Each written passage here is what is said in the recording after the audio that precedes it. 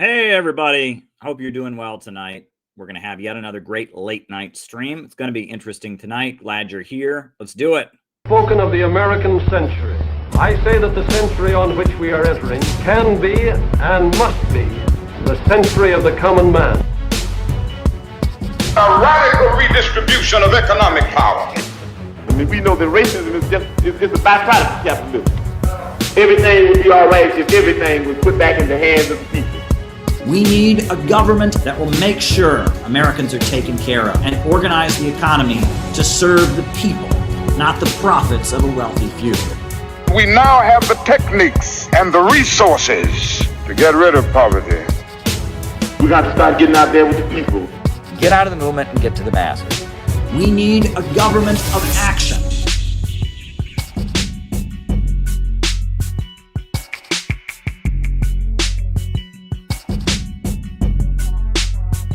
Welcome, everybody. I am glad to be here with all of you tonight. We're going to do what we normally do, which is that I give my opening remarks. Then after that, we do a roll call. We find out who's on the other side of the camera, who's watching. And then after that, I answer questions for the remainder of the show. The second half of the show is all me answering questions. So if you have a question for me to answer in the second half of the show, you can send a Rumble rant if you're on the Rumble. You can cash at me at CalebMoppet22. But the best way, the absolute best way to send questions for the second half of the show is buy me a coffee. Perfect. You can type as long as you want. You can be anonymous. It's amazing. So buy me a coffee is the best way to send questions for the second half of the show. Tonight, folks, I am going to ask you to do something I haven't done in a long time. And that is I'm going to ask you to actually tweet this out. I don't normally do that, right? We're not chasing clicks and likes here, but tonight I feel like I'm going to be talking about something. Tonight I'm going to be giving a call to action, and the more people that see it, the better. So if you can retweet this or re-exit or post this on X or whatever, that would be great. Because I feel like tonight, what I'm talking about tonight, the more people that see it, we could actually make a difference. And I don't want to get ahead of myself, but tonight I am talking about something that's pretty big, I think, and we have the potential to actually make a difference here. This isn't just shooting the shit about politics like we often do. This is going to be something special. So retweet this if you can, X this out.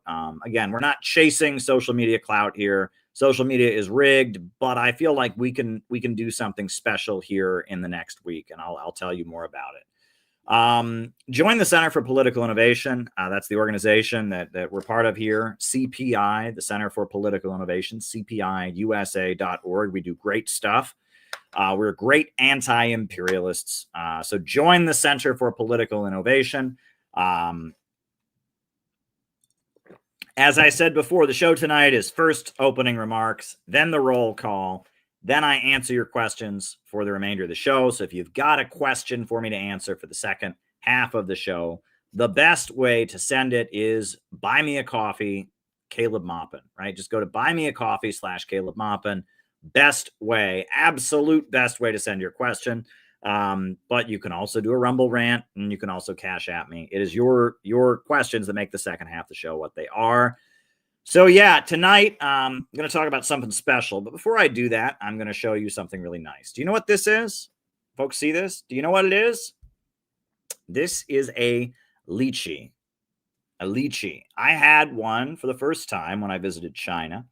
Very, very nice. Very, very nice fruit. And I'll show you. They're very rough on the outside, almost prickly. But you take your scissors and you just make an incision there. And you peel the skin off the lychee. Right? Just peel the skin off here. Right? And you peel the skin off. And it's got a very, very nice sweet interior. Right. And so then after you've taken the skin off the lychee, right, you can then pop it into your mouth.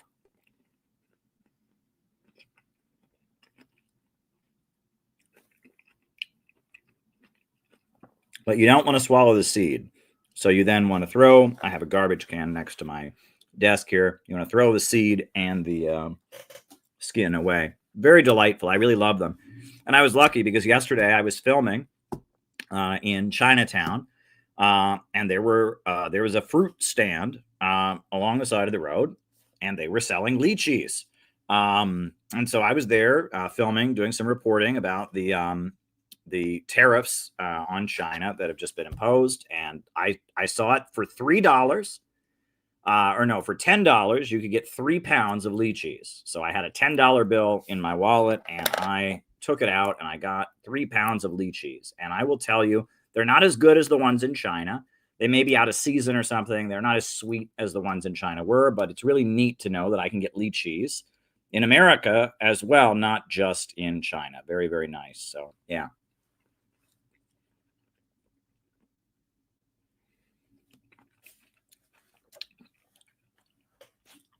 Great stuff. Absolutely great stuff. But anyhow, folks, so what's happening in the world? Well, right now, the USA is threatening all-out war against Venezuela, and they've been moving their military into position for quite some time. Meanwhile, a week from today, the Democrat Party is going to have one of its very, very, very stupid anti-Donald Trump mobilizations called No Kings. And so we had a Center for Political Innovation meeting this afternoon, and we actually realized this is a perfect opportunity with the Democrat Party assembling and having their national rallies all over the country. This is a great opportunity for us to get out the message, hands off Venezuela. And so we just published today a national call for people to go to the No Kings rallies and disrupt them and interrupt the Democrats that are speaking with a message of hands off Venezuela. I'm very, very excited about this. We put this call out this afternoon, and it's happening. And I'm talking to people in different cities, not going to say where, who are already talking about doing this. And this is gaining momentum. And I reached out to some very well-known, people, and one thing is leading to another. This is gaining momentum very, very fast. The idea is to crash the Democrats' party. And instead of making it a rally to free James Comey and a rally to free Letitia James, instead, we are going to raise the call, hands off Venezuela. No new war. This is very, very exciting. This is an opportunity for us to interfere in the historical process and raise an anti-war message. And I have a feeling that a lot of the people at the No Kings rallies will agree. They won't know much about it, but I don't think they want a war with Venezuela. But you'll notice that the Democrats are opposing Trump, but not on the grounds that he might not want a war against Venezuela. No one is more guilty of trying to crush Venezuela than the Democrat Party. And their grievance against Trump is that he's trying to prosecute the people that perpetrated the Russiagate hoax and lied to say that Russia interfered in the U.S. elections when they've not found any evidence of that. Their grievance against Trump, is that they think he's trying to secure his grip on power, as if they didn't try to secure their grip on power. They tried to throw Trump in jail. He's now retaliating against them. It's a stupid tit for tat show. And we want to break through that with anti-imperialism. That is our intent, right? We want to break out of the stupid red team versus blue team politics and stop a war. There is the danger of a new war in South America. And we want to break through the red team, blue team, American years of lead, ugly team sports, woke versus MAGA, Proud Boys versus Antifa bullshit. We want to break through that with an anti-imperialist message. And I think that we can do it. I really do think that we can do it. And I honestly, if you're watching this, there is probably going to be a No Kings rally in your area. They're having them all over the country. You don't have to be in a major city. You don't have to be in a stronghold. They're having them all over the country. And if you're in an area where there's a No Kings rally, go to it and get as close as you can to the stage. And right when, you know, the local congressman or the local Democrat politician or the local dog catcher or the local high county bailiff or whoever the hell is speaking, stand up and pull your hands off Venezuela sign out of your jacket and hold it up as high as you can and start yelling about how we have to stop a new war and how Venezuela is not our enemy and we need to stop the threats of war, hands off Venezuela, and make a scene at the No Kings rallies. Now, don't get arrested. Don't break the law. But go to the No Kings rallies and exercise your right to free speech. That is what we are calling on people to do. This is a national call. You don't have to be a member of CPI. You don't have to like me. You can just do it. Just do it, right? If they want to oppose Trump, they should oppose the threats against Venezuela, right? I don't think that Trump knows exactly one way or another about Venezuela. I think this is coming from Marco Rubio. But there's no reason that we should let them have a stupid no Trump anti-authoritarianism rally and not insert hands off Venezuela messaging into the rally. And you can do it. If you're watching right now, you can do it. You need two people, one person to film you and you.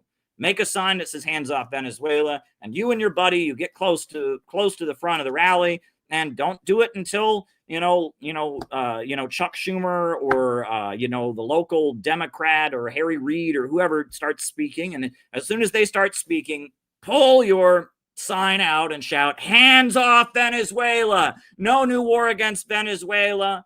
Venezuela is not our enemy. Wall Street is our enemy. Venezuela should not be a threat. A new war will lead to more mass migration, more drug cartels, more chaos, and just make a big scene at their No Kings shit shows. Don't let this party go uncrashed. That is what we are calling on people to do, and you can do it. If you're watching right now, it takes a little bit of courage, right? You got to get over, right, the fear of, drawing a lot of attention to yourself and getting everyone mad at you and all of that. But just do it. Just do it. Just do it. Just do it. And that's what I'm saying. You don't need anyone's permission to do it. You don't even have to, say you're part of CPI. I mean, our members are certainly going to try to do it in different places. You don't have to say you're part of CPI. You don't have to say anything. Just do it, right? And don't break the law. I am not calling on anyone to do anything illegal. That is not what I am doing. I am only calling on people to act within the laws of the United States, go to an outdoor public gathering, and raise loudly the message that we shouldn't have a new war against Venezuela. That is what I am calling on you to do. Do it. Do it. Just do it. Grab your friend, grab your brother or your sister or your cousin or your roommate or your grandma or your grandpa or your son or your daughter of legal age, obviously 18-year-old, adult child. Grab somebody and have them come with you. Have them film you. Go to the No Kings rally. Don't do it at first. Wait until it starts. Reach into your jacket, pull out your hands off Venezuela sign, and make a scene. Better yet, bring a bullhorn with you. Bring a bullhorn. Go to the local, what is it called? The local Home Depot and get yourself a bullhorn and bring a bullhorn in your backpack. And right when Harry Reid or who is it? Or Chuck Schumer or, Nancy Pelosi or I don't even know who, Keith Ellison or whoever starts speaking, pull your bullhorn out of your bag and start shouting, hands off Venezuela. We don't need a new war against Venezuela. And just start making a big scene about no war against Venezuela. And do it. Crash the party. These No Kings rallies are lame and stupid. They're lame and they are stupid. But it's an opportunity for us to actually make a difference. Thousands of people will be gathered there. And there are people who think they're against Trump or, think Trump is bad. And it is Trump's administration that is currently threatening the war. So they can't really disagree with you. So just do it. Just do it. Don't break the law. Don't get in a fist fight with anyone. Don't be violent. Make a scene. Hands off Venezuela. That's what we are calling you to do. We put out a national call for demonstrations, for disruptions, interventions at the No Kings Circus. Do it. Do it. Do it. Just do it. Find a friend to film you and just do it. Just do it and send us the video afterwards. Post the video, tag me, and when you post the video on Twitter, just do it.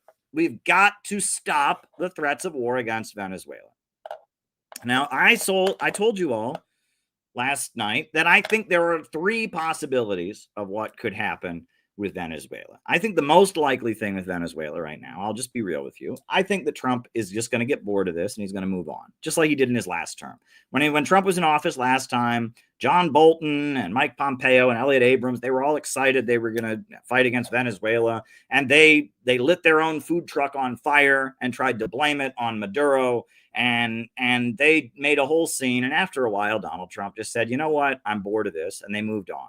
And as we know, John Bolton betrayed Trump and moved against Trump. And that was that. However, that's most likely what will happen is I believe that after a bunch of saber rattling and after a lot of threats, they'll start to pivot away from Venezuela. However, a second possibility, which is very bad, is possible, which is the USA could conduct airstrikes against Venezuela. I think that's possible as well. That, you know, they are running with this lie that Venezuela is somehow a drug cartel country, which they are absolutely not. They are inconsequential in the international drug trade. According to the U.S. Drug Enforcement Agency, according to the United Nations Office of Drugs and Crime, drugs are a big problem in South and Central America, in Colombia, in Ecuador, in Mexico, in Honduras, in Guatemala, in a lot of places. And they're kind of an issue in Venezuela, but the idea that Venezuela is at the center of some international drug cartel or something, that's ridiculous. That's bullshit. It's just bullshit. It's not true. And that's the basis upon which they are, they are running, pitching and trying to support this war against Venezuela. And I've said, look, they already sunk a ship, a couple ships actually.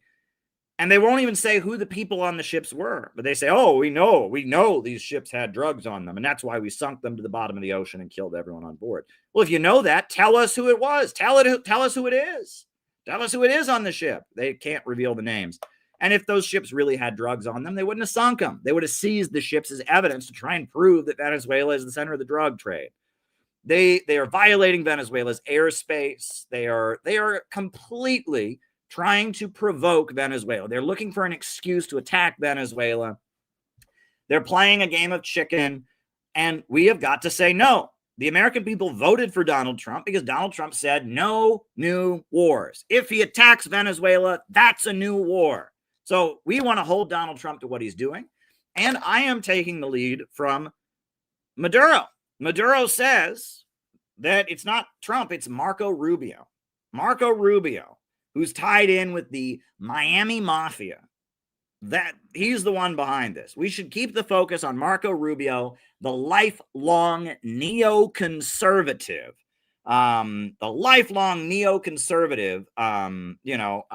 that is trying to carry out regime change in Venezuela. And we have got to absolutely stand up to this, make clear that the American people do not want this, and loudly say no war in Venezuela. Crash the Democrats' party, make a big scene, and shut it down. Shut it down and make clear this shall not pass. Right? And I've got to tell you, this is already picking up momentum. I have texted all kinds of people, and people are pumped. This is happening. And I'm telling you, no matter where you are, if you're in the United States of America, there's most likely going to be some kind of No Kings rally in your area. Go to that rally and disrupt it and make a scene about hands off Venezuela. Don't let it pass. Don't let it pass. Make a scene for hands off Venezuela. Don't break the law. Don't hurt anybody. Don't be violent. Just go there and make a big scene with a nice hands off Venezuela sign, with a bullhorn. Make a scene, hands off Venezuela. We can do this. This is an opportunity where we can change the conversation. All the media is going to be at these rallies. All the mainstream media is going to cover these rallies like they're the most important thing that ever happened. All kinds of Democrats and liberals are going to be there and get up and say, we oppose Donald Trump. Donald Trump is racist, and we oppose him.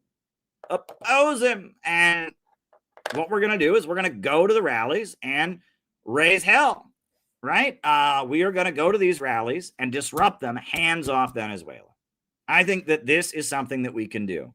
This is completely legal, right? As long as you don't break the law, as long as you just go and you make your statement, we need to do it. Go to the No Kings rally in your area and raise hands off Venezuela. This is our call. This is our call. And don't give me credit. It was the CPI people who thought of it, actually. I was saying maybe we could do something. I'm going to be traveling pretty soon. Fingers crossed. That's still up in the air. Talk about a stressful situation. But, we had our CPI members meeting, and members raised it. And we were thinking, could we have little rallies here or there? And then it just came to us. Use the No Kings rally.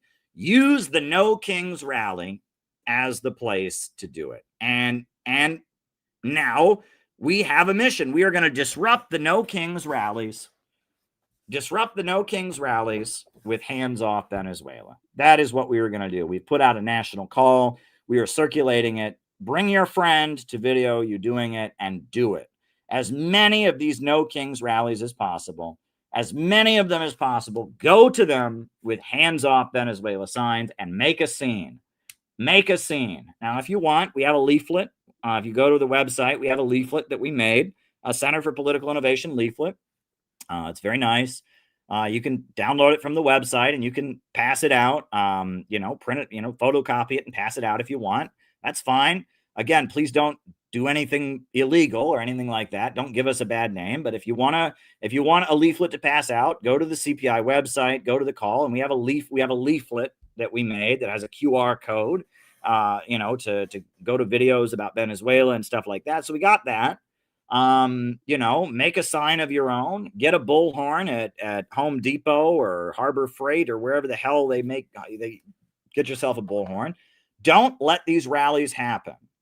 Don't let these rallies happen without people interrupting them and intervening and saying, hands off Venezuela. That is our call.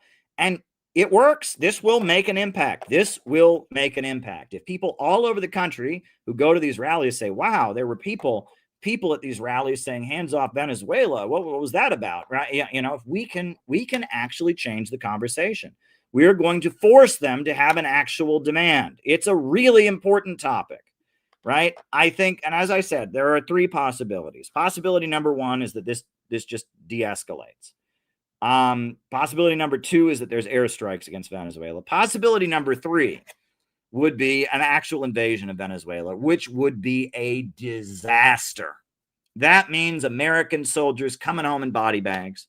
That means a lot of instability and chaos. And if you're concerned about drug cartels and you're concerned about instability, take a Latin American country like Venezuela and overthrow the government and create a vacuum of power, a country where there's loads of people with guns. And you'll have way more problems that'll spill all throughout the region. You're concerned about mass migration, people pouring into the country. Violently overthrow the Venezuelan government and see what the results are. Hillary Clinton violently overthrew the government of Honduras in 2009. And the result was Honduras having the highest murder rate in the Western world, being very close. It was like a tie between them and Haiti. Mass waves of people fleeing from Honduras, mass poverty, mass instability, all kinds of instability. If you are worried about migrants, if you don't want migrants in this country, if you don't want drug cartels, if you don't want Trender, Agua, or MS-13 in your country, if you're concerned about that, the last thing you should want to do is violently overthrow the government of Venezuela, because that will lead to widespread instability all throughout the region. Don, I'm talking to you, right? Exactly, right? If you're concerned about violent Venezuelan gangs coming to this country, The last thing you should want is the government, the central government, to be overthrown and all kinds of people throughout the region having guns and chaos spreading everywhere. If that's what you're concerned about, Don, if you're worried about Venezuelan gangs coming to America and people, refugees and people fleeing from Venezuela, the last thing that you should want is the government to be overthrown, right? When Honduras's government was violently overthrown by Hillary Clinton, it resulted in all kinds of chaos and killing and crime and people coming up here. Like, Don, if that's really what you're concerned about, you should want Trump to not do something that's going to make that problem way, way worse, right? You know, think for a minute, right? Did overthrowing Saddam Hussein in Iraq result in less terrorism or more terrorism?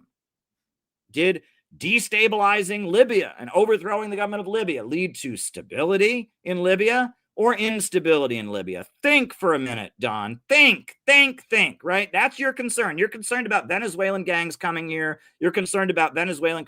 So tell me, if overthrowing the government, is that going to make things better? I mean, that's going to lead to things being worse. I have been to Venezuela and I have seen what has happened there. And I will talk more about that. I can talk more about that later tonight, and we can talk about all kinds of things, but just from a basic common sense perspective, right? If you are genuinely concerned about instability in America, the last thing you should want is a government to be overthrown. That's the last thing that you should ever want. Now, we can talk about all kinds of things, but this No Kings rally, this is a twofer, right? If you can go and disrupt a No Kings rally with Hands Off Venezuela, this is a twofer. Number one, you can help prevent a new war, which is what Trump was elected saying. He said, no new wars. Well, let's not have a new war. Number two, you can disrupt some bullshit rallies. These No Kings rallies, I went to one in LA. They're bullshit. They're pure bullshit. It's just Trump derangement syndrome. Oh my God, Trump has power. It's bullshit. And so you can wreck the Democratic Party's bullshit, and you can help change the conversation and oppose a war. It's a twofer, right? I mean, you'll be firing from both barrels, right? It will be awesome if you're able to do this. Again, don't break the law, right? Don't do anything violent. Don't break the law. Just go and use your free speech at these rallies and make a scene and say, hands off Venezuela. That's what I am calling for folks to do. Look, Barack Obama put out this video today. I'm going to show this video, and it just makes me want to puke. This is Barack Hussein Obama, the man who took the most prosperous country on the African continent, Libya, and bombed it and destroyed it into chaos. Barack Obama, who said he had the right to kill American citizens without due process, without trial, with drones. Barack Obama, the man who prosecuted and went after Julian Assange, and Barack Obama, somebody who has absolutely no moral bone to speak of. This was Obama's video that he put out today. Like many of you, I've become increasingly concerned about the rising wave of authoritarianism sweeping the globe. No, yeah, wow, you're concerned about authoritarianism. Well, gee, I was concerned about it when you bombed the shit out of Libya and destroyed the most prosperous country in Africa. I was concerned about it when you said you were going to close Guantanamo Bay and didn't. I was concerned about it when you killed civilians with drones. I was concerned about it when you lied. And as you were leaving office, you lied. And you said that Russia interfered in the election, which they did not do. You sat down with James Clapper and you cooked up a whole lie to make us hate Russia. Oh, you're concerned about authoritarianism. Well, thanks, Barry. Thank you for that. Wow. Oh, man. Barry's concerned about authoritarianism, everybody. Oh, man. Oh, isn't that great? Thanks, Barry. We're seeing politicians target civil society. Oh, target civil society. And freedom of the press. Freedom of the press. Weaponize the justice system. And no one is being spared. Even countries that thought they were immune from wholesale assaults on democracy now understand we're all part of this struggle. That's an enormous challenge. He put the music behind him, that touching music while he was speaking, right? Keep in mind, it was Biden's Justice Department that raided the homes of the Uhuru movement, dragged Chairman Omali Yeshitela and the African People's Socialist Party into federal court just because they wrote articles about Russia, just because they published articles on their website about Russia. They had some Zoom calls. They went to a conference in Russia and talked about reparations for Black people, and they dragged them to federal court, and they tried to throw an 80-year-old man in prison for 15 years for his speech. And Tucker Carlson supported Chairman Omali and the Uhuru movement, but Barack Obama and the Democrats, right? Obama poisoned his own people in Flint. The Democrat Party, basically presided over so much corruption that whole kinds of children were intellectually disabled for their whole lives because they drank lead. Absolutely unbelievable. They're concerned about authoritarianism, guys. They're just so concerned at authoritarianism. We can't have any authoritarianism. He lied. He after they lost the election, after Hillary Clinton lost the election, he then went to the intelligence agencies and he said, did Russia interfere in the elections? And they said, no. And he said, that's not the answer I'm looking for. And we've got all the documents now. Tulsi Gabbard has revealed all the documents. They lied about Russiagate. They lied. They made up the claim that somehow Russia interfered in the elections. They put sanctions on Russia. They made Trump subjected to a Russiagate investigation. They whipped up anti-Russian hysteria in the mainstream media for years, and it was all a lie. And it was all a lie because of the fact that Hillary Clinton lost, and they just couldn't stand that Hillary Clinton had lost the election. And they lied, and that lie has led to a war in Ukraine, a war that has hundreds of thousands of people are now dead. If it wasn't for Barack Obama and James Clapper and James Comey and John Bolton and all these people that pushed the Russiagate hoax, this war in Ukraine would never be happening. It would never actually be happening. So for him to get on there and say he's worried about authoritarianism, I mean, give me a break. If you don't know about the Uhuru case and how Biden sent the Department of Justice after the Uhuru 3 and dragged them into federal court, I will show you this video that we made about it.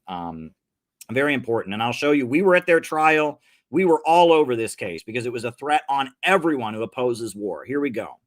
After the rioting was done, U.S. media kind of forgot about those communities. Well, Uhuru, they went out there because they saw Black and brown people like themselves that were out there protesting and rioting, and they stayed there. And they've been there since 2014, providing services in the community, giving these young people in the community something constructive to do, not just go out and break shit to raise awareness about the conditions they're in, but ways to actually feed people and serve the community. And they've been there in St. Louis since 2014 doing constructive work.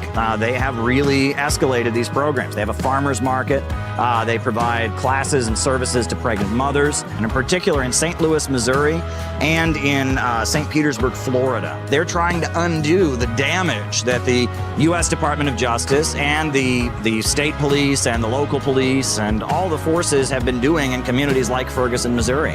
And at the same time that they've done this community work, the African People's Socialist Party has also taken a firm anti-imperialist stance. They support China. They support Russia. They support Cuba. They support Iran. And when the United States started piling weapons into Kiev, they defended Russia's right to intervene. This defensive war in Ukraine that Russia is actually waging against world colonial powers, not Ukraine as a single entity, but the U.S. and all colonial powers who have an interest in colonially dominating African people right here in this country and around the world and extracting resources from the majority of peoples on the planet.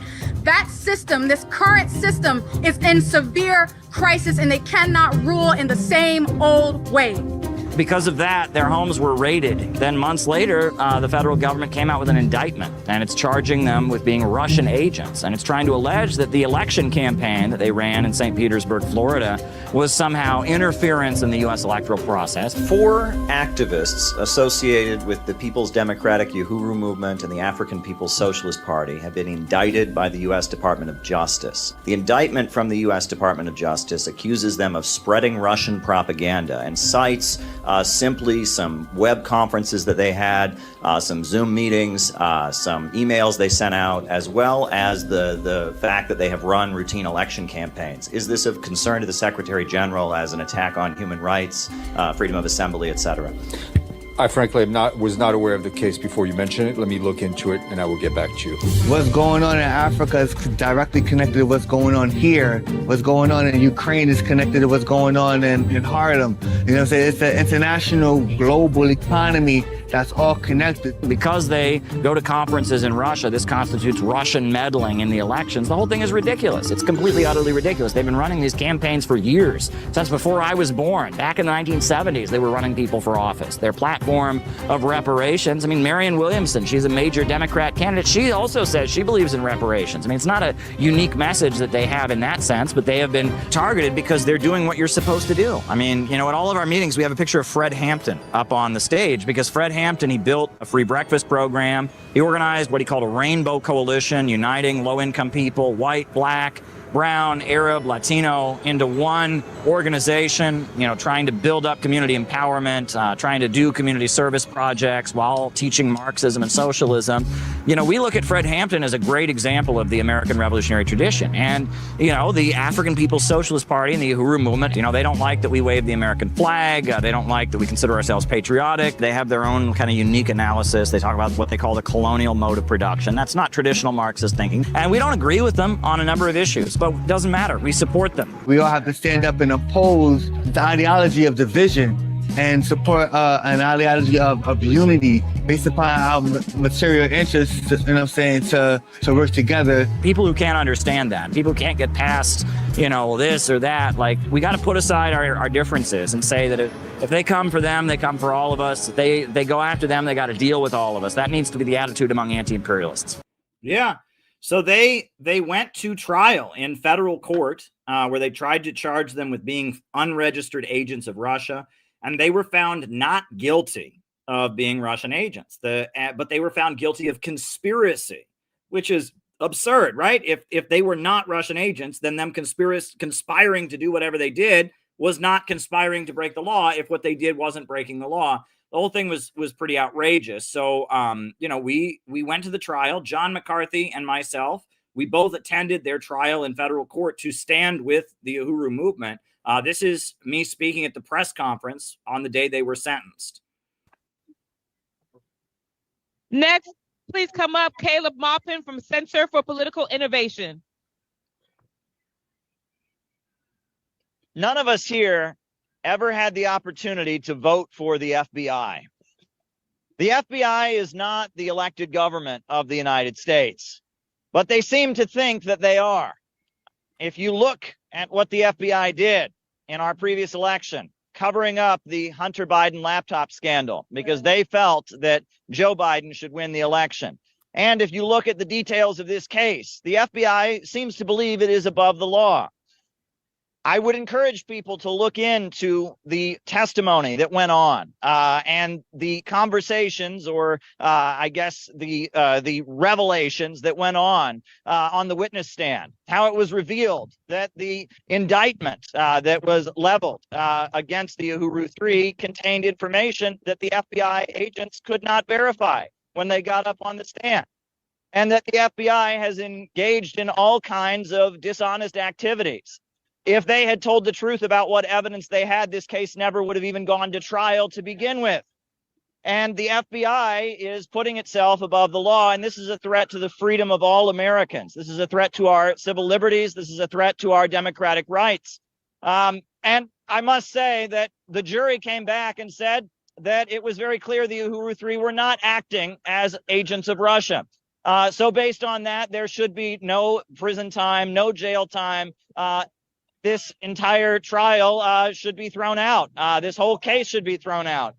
But I must also say that I don't consider the activities of the Uhuru 3 to be working against the interests of the United States. They travel around the world. They're connecting us with different countries, and they're working in the interests of America. because the only future that America is ever going to have is with the new economy that is emerging in the world today. The Western financial system is falling, and the new economy of the world today, which is in Africa, which is in Russia, which is in China, that is the future. And the only future America will ever have is to be part of that economy, connecting us with people around the world, making America really a country that could trade and interact with the world in a more prosperous way, in a win-win way, a way based on win-win cooperation, not a zero-sum game. That is the future. So there should be no jail time. The conviction for this conspiracy charge needs to be completely thrown out. The FBI needs to be charged for the way that they conducted themselves in this case and the way they are violating the freedoms of Americans. Thank you.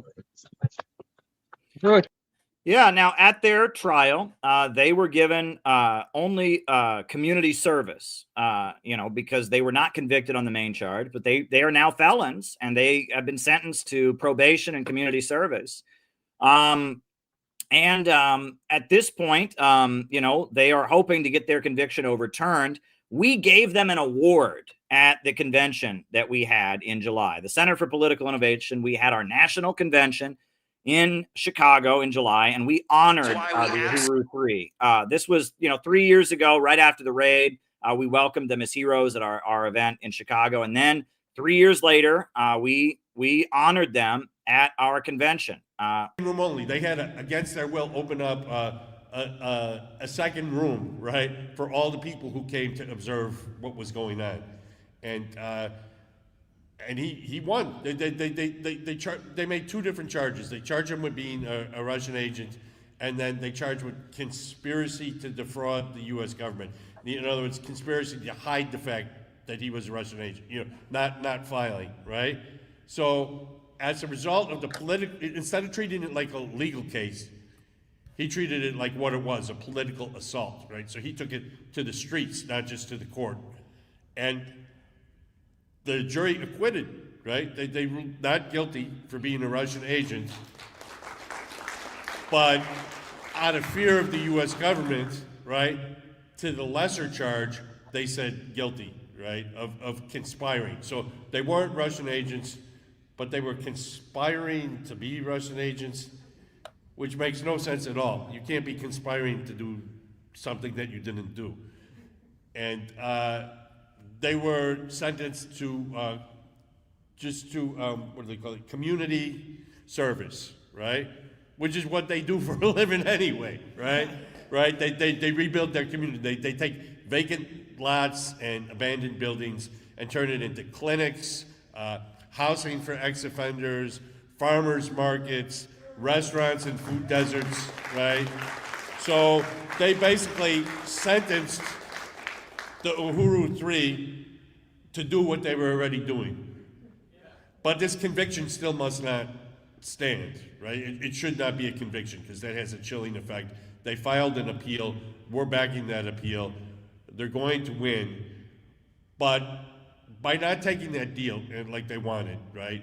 And by fighting back and by organizing the people of the community and people all over the country, all over the world, really, Chairman Omali Yeshitela has defended all of our rights. That's right.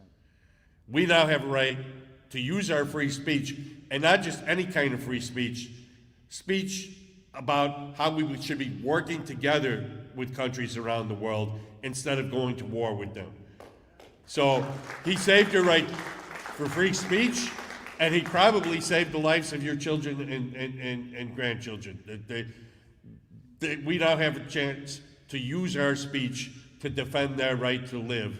And for that, we are grateful to the party, and we vow to use that gift that he has won for us to stop these wars and build a world of prosperity instead of a world of death. So, Mr. Bolo, representing the People's Democratic Uhuru, to come up, please. These are heroes. They fought for our freedom. The only reason we're here today is because they fought for us in federal court. It's an honor to have you here. You are heroes. Thank you. Hands off Uhuru! Hands off Uhuru! Hands off Uhuru! Hands off Uhuru! Hands off Uhuru!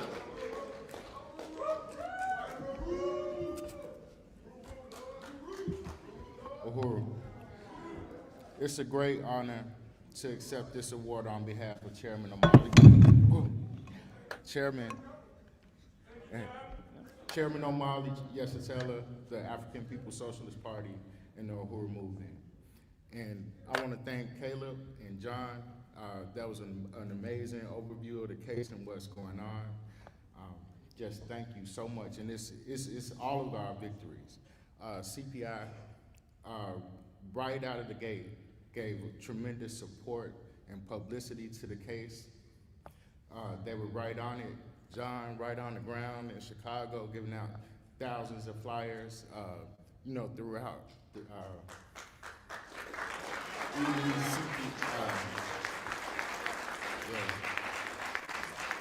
And all of you who stepped up and fought back. This was an amazing fight back, and it continues.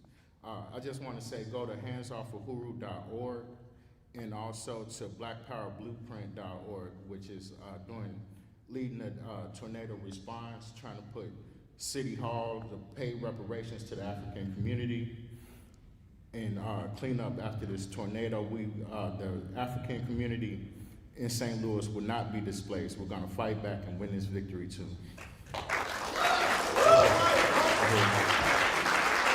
Kabula from the Uhuru movement, he accepted the award earlier on behalf of his organization, and we've asked him if he could make some additional remarks about the organization and its role, the persecution they faced, etc. So, Kabula, please come up and tell us more about the case. Uhuru.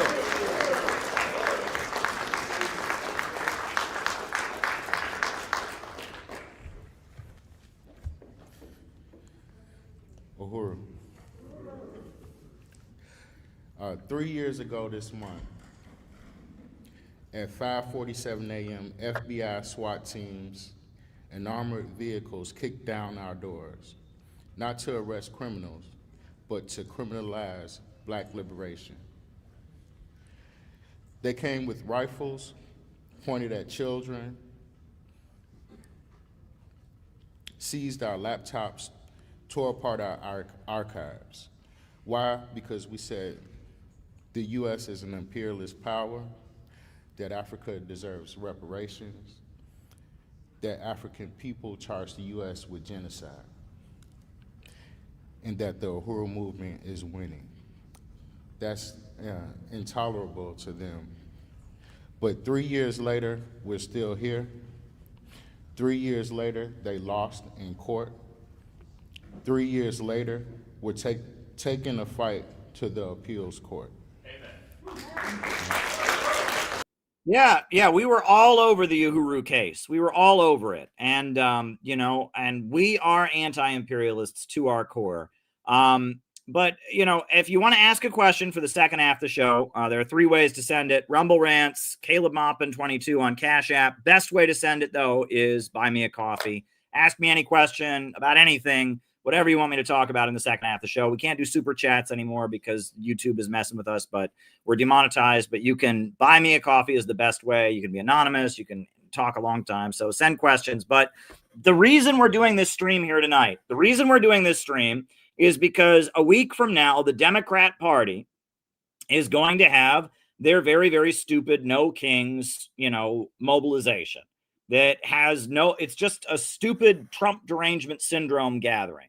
We are calling on people to disrupt that with a message of hands off Venezuela.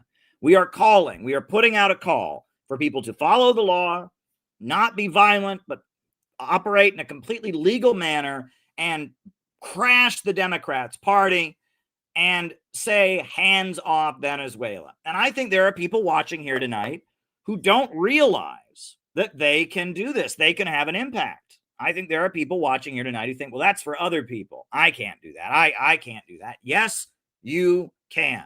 I'll tell you how you can do it. 1, go to Walgreens, go to, Rite Aid, go to the local store and get yourself a poster board and take a black magic marker and write on that poster board, hands off Venezuela, and roll up that poster board and bring your friend with you your cousin, your buddy, your neighbor, your roommate, and go to the rally. And when the local dog catcher or the local city council member or the local mayor or the local congressman or state general assembly or whoever it is starts speaking, right when all the media and the local media is there filming them, in the middle of the rally, stand up and hold that sign above your head and shout at the top of your lungs, "Hands off Venezuela." And shout it at the top of your lungs, and don't let them finish their sentence, and don't just do it once. Keep talking and make a scene at the rally. That's what I am calling on you to do. We don't want a new war with Venezuela. We don't want a new war with Venezuela. It is completely within your rights to raise your voice in a public space, at a public rally. Better yet, go to Home Depot, go to the local hardware store, get yourself a bullhorn and put it in your backpack, and don't just hold up your sign, but take your bullhorn out and start shouting, "Hands off Venezuela. We don't need a new war in Venezuela," and make a scene. You can do it. Now, I am saying this over and over again because I don't want anyone to say and misconstrue me. Don't break the law. Don't be violent. Don't, just make a scene. That is perfectly within your rights as an American. Go to the No Kings rallies where these stupid Democrats are going to put on their stupid, "Oh, Trump is violent, Trump is racist," and grift and Trump derangement syndrome, and oh my God, and go to these rallies and make a scene about something that actually matters, not this red team versus blue team bullshit, something that actually matters, which is that they are trying to attack Venezuela.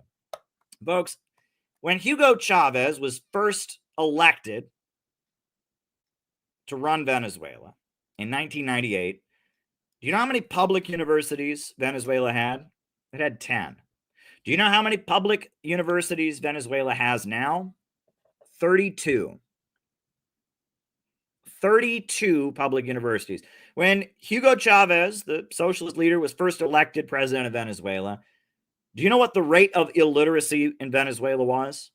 It was between 10 and 20%. Between 10 and 20% of adults in Venezuela could not read because their government had not provided education to the people.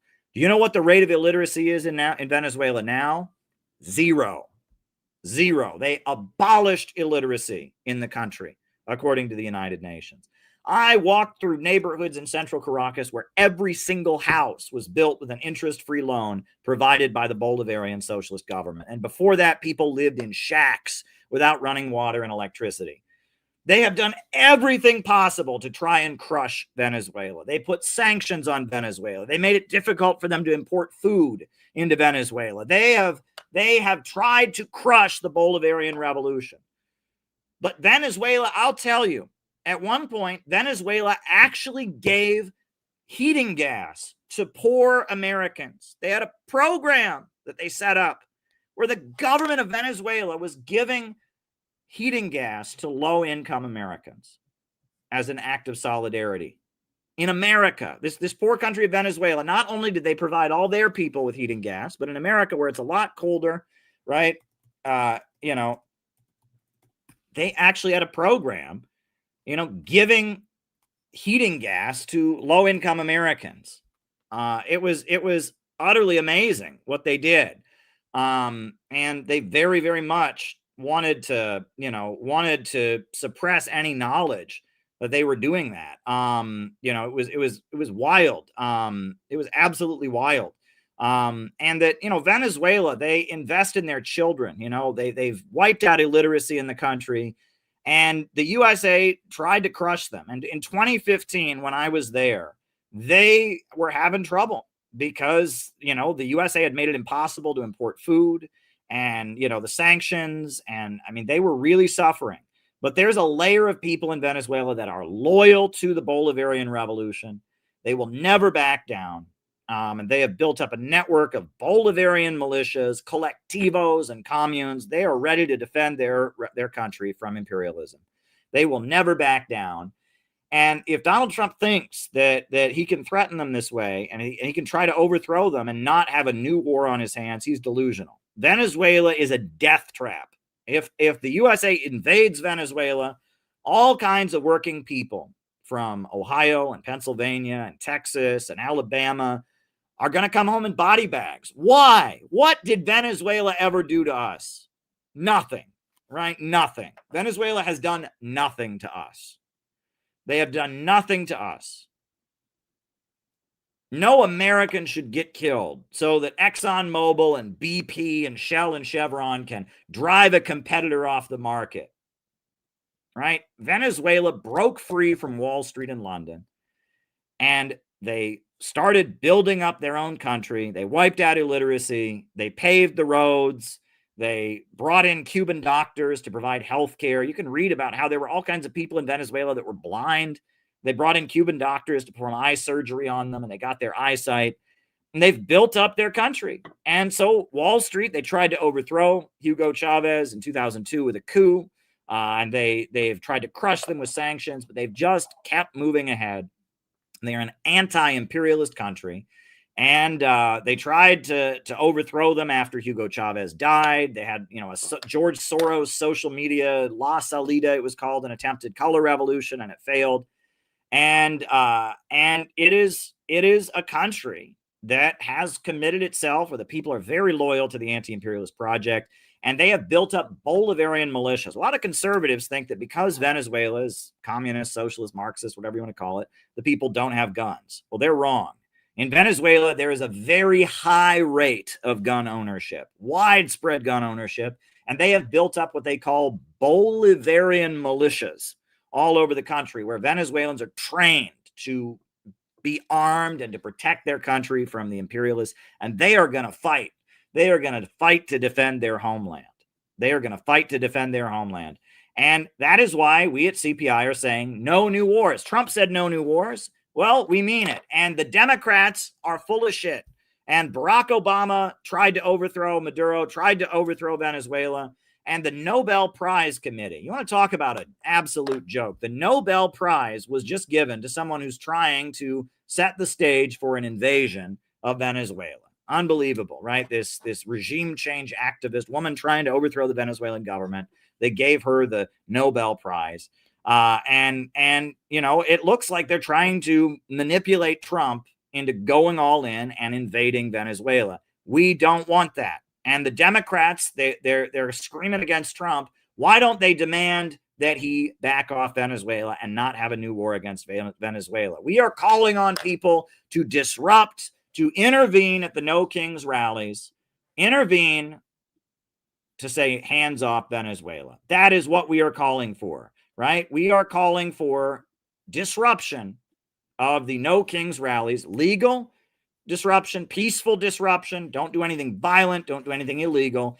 But we are calling on people to disrupt the No Kings rallies of the Democrat Party and make clear that we don't want a new war against Venezuela. You can do it. There are people watching right now who think they can't do it. They think there's no way. Other people can do this. I can't do it. Yes, you can. You can get yourself over to the drugstore and you can write hands off Venezuela on a sign. You can go to Home Depot and get yourself a bullhorn. And everywhere in the country, these No Kings rallies are happening, right? These No Kings rallies, look on the website. They're happening everywhere, even in the reddest of red states, right? All over the country, these No Kings rallies are happening. You go to the mobilization, there are hundreds of rallies. Look at this map. Go to No Kings and look at the map. No matter where you are in America, there's going to be one of these stupid Trump derangement syndrome, Rachel Maddow, No Kings. I don't like Trump. He's racist. They're going to have one of these dumb rallies in your town. Go to the rally and unfurl a banner, unfurl a sign, take out a bullhorn, and make a scene. Hands off Venezuela. That is what must happen. You must do this. You must do this, right? I mean, if we don't do this, the consequences could be catastrophic. Find the No Kings rally in your area and go there and make a ruckus. Make a ruckus and say hands off Venezuela. Talk about something that actually matters. Talk about something that actually matters. This is a call to action. I am calling on you to do something legal. I'm calling on you to do something peaceful. I'm not saying you should do anything that is not fully within your rights as an American. We need to infiltrate and intervene at the No Kings rallies. Hands off Venezuela. Hands off Venezuela. And anywhere that there's one of these rallies happening in Montana, in Alabama, in Indiana, in Texas, in Idaho, go to the No Kings rally and unfurl, hands off Venezuela, make a scene, be disruptive. You know, they say, don't be rude. Don't be rude. Killing millions of Venezuelans, getting Americans into a new war, having American guys from Idaho and Texas and Alabama and Pennsylvania come home in body bags. That's pretty damn rude. Sometimes you've just got to be rude. You don't have to break the law. You don't have to be violent, but sometimes you do have to be rude. And the Democrats, the Democratic Party, if they wanted to stop Trump from attacking Venezuela, they could. They just had a resolution. And the Democrats all voted to give Trump the authority to attack Venezuela. We need to say no war against Venezuela. We need to crash the Democrats' party next Saturday. No war against Venezuela. This is a call to action. This is your opportunity to actually do something, right? This is your opportunity to intervene. Maybe you don't like Trump. Maybe you're anti-Trump too. Maybe you agree with the No Kings rally. That's fine. Go to the No Kings rally as someone who agrees with the message and say, and stop Trump's war. And make sure that opposing war against Venezuela becomes part of the rally. Maybe you agree. Maybe you think that Trump is awful, and he is in a lot of ways. He's been a huge disappointment to me, but that's fine. No matter who you are, Democrat, Republican, conservative, liberal, Christian, Muslim, Jewish, atheist, Buddhist, whatever you are, go to the rallies and raise Venezuela. And don't do it in a mild way. Do it in a loud way. Make a scene. Be disruptive. Don't let the day go by on October 18th without Venezuela being on everyone's mind. Make them drag you out if you have to. Make the scene. Be loud. Bring a bullhorn. We absolutely must raise Venezuela at the No Kings rallies. You've got to do it. We've got to do it. Don't break the law. Be legal. Don't get in a fight with anybody. Don't do anything that's not fully within your constitutional rights as an American. Go there and raise your voice. And if you can have your buddy come and film it with you, even better. Have your buddy, your brother, your sister, your mother, your cousin, your grandma, you have them come with you and film you doing it. And let's have hundreds of videos come out afterwards showing that we raised, as an organization, No Kings. At the No Kings rally, we raised something that actually matters. Not Trump derangement syndrome, but no war. No war. Let's do it. Let's do it. Let's do it.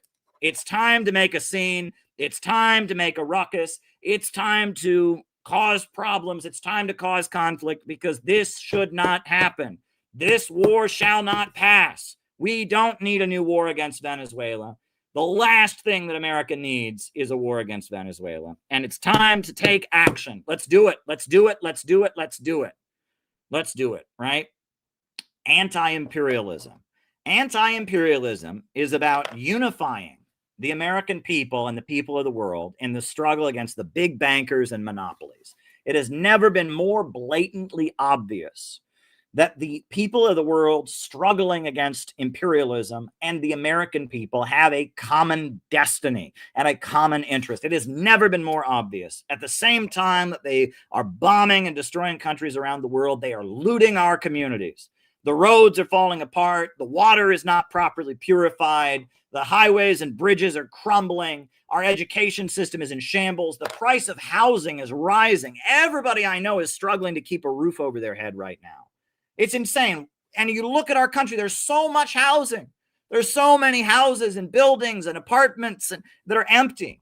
But yet everybody I know is scrambling to put together the rent. What the hell is going on? And they want us to think that Maduro is our problem. They want us to think that the United Socialist Party is the problem. No, the problem is the international bankers. The problem is the big real estate monopolies. The problem is the big corporations that foreclosed on our homes and destroyed the American middle class, destroyed the American dream. The problem is the opioid epidemic created by big drug companies that push to overprescribe opioids. The problem is the politicians and the private prisons, the prison profiteers who decided that locking people in jail would be a great way to make money. What could go wrong with that? Prisons for profit. What could go wrong with that? Right? You know, the problem is we have a government run by big banks and big monopolies, and the big bankers and the big monopolies, not only are they waging a war against the American people and driving down our living standards, they are pushing us into war after war after war. Let me tell you, our enemy is not the Russians. Our enemy is not the Chinese. Our enemy is not the Iranians, not the Vietnamese, not the Cubans, not the Vietnamese, not the African people of Burkina Faso or the Sahel states. Our enemy is Wall Street, and Venezuela is absolutely not our enemy. All of these troops, all of these American soldiers who are right now off the coast of Venezuela, they should be brought home. They should be brought home to the United States and put to work paving the roads in your neighborhood, building a new hospital in your neighborhood, building a new school for your kids to go to. That's what they should be doing. Venezuela is none of our goddamn business. It's done nothing to us. It has done absolutely nothing to us. And Wall Street and the criminal bankers have done something to us, right? It is now the time to make clear that we must be anti-imperialists. The Trumpers, they call it globalism. Vladimir Lenin, he called it imperialism, the highest stage of capitalism. Capitalism in its monopolistic stage. The founders of the country, Henry Charles Carey, and Alexander Hamilton, they called it the English system, the oligarchical view of mankind. In Russia, they call it Atlanticism. We talk about the Atlanticist pathology, the international system of controlling trade routes and grinding man into poverty, whatever you want to call it. This system where the greed of international bankers sucks the life out of humanity, and they view human beings as this horde to be managed, as this cancer, and they're trying to drive down the population and destroy our lives. That system is the enemy of all humanity, and we have a common interest with the rising new economy around the world, with the BRICS countries, with Russia, with China, with Iran, with Venezuela, with Cuba, with Nicaragua. We have a common interest with those countries that are struggling against that system. This is the American Revolution all over again.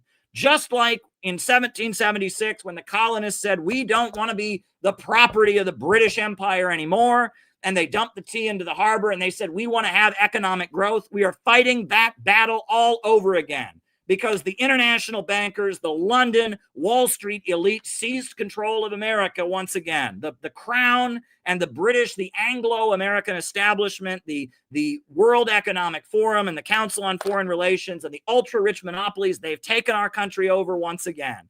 And they want to destroy Venezuela just like they want to destroy your neighborhood. And we must fight back. We must defend our communities. And we have an opportunity to do that. This is finally the time to do something. I know so many people who listen to podcasts. They listen to podcasts all day long. Now is your chance to actually go out and do something. Go to the No Kings rally and don't let it go as planned. Make it be a no business as usual day and say, hands off Venezuela. This is your chance. This is your time. Hands off Venezuela. No new wars. No new wars. Right? You can go and you can say, I agree with you. And what Trump is doing that I really hate is threatening Venezuela. No war against Venezuela. You can go and you can say, you know what? Instead of protesting Trump, we should do it however you want. Be you. Do it your own way. Right? At our website, you know, we've got a leaflet. If you feel like passing out a leaflet, we've got a leaflet that you can print out from our website. You know, there's different ways of doing it, but I am calling on you to take action. That is why I'm calling on you to do. I'm calling on you to take action. We must oppose the threat of war against Venezuela. Hands off Venezuela.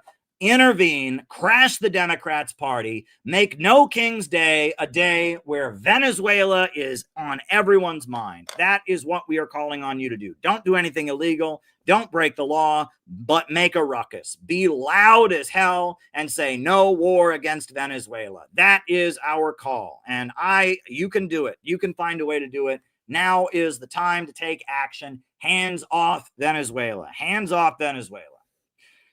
How's everybody doing tonight? We're having a good night. We're doing well tonight. I'm pumped. I haven't been this excited in a long time. I might be heading out of the country next week. I don't even know if I'm going to be in the country on October 18th. But if you're in the country, I've been talking to people. This is picking up steam. I got to tell you, there's people I haven't heard from in years that are that are messaging me and reaching out to me and saying they want to be involved in this. This has potential. This is happening. People want to stop this war. People want to stop this war, and people are excited about it.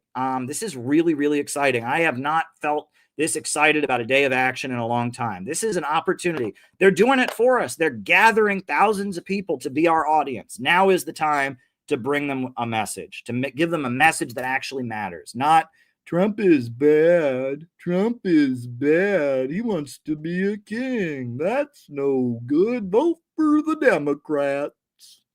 Boydie, boydie, boydie. Not that, but actually a real message of no war against Venezuela. That is the opportunity that we have here. Do it. Do it. Do it. It's time. It is time. It is absolutely time to stand against the threat of war against Venezuela. Go, go, go. Dare to struggle, dare to win. Dare to struggle, dare to win. Right? And that's what we're all about at the Center for Political Innovation. Our organization, the Center for Political Innovation, we are all about action. We are all about action. We are not trying to win the internet. We are not trying to be internet famous. We are saying go, go, go, go, go. It is time to go. Go to the No Kings rallies, crash the party, and say, hands off Venezuela. Hands off Venezuela.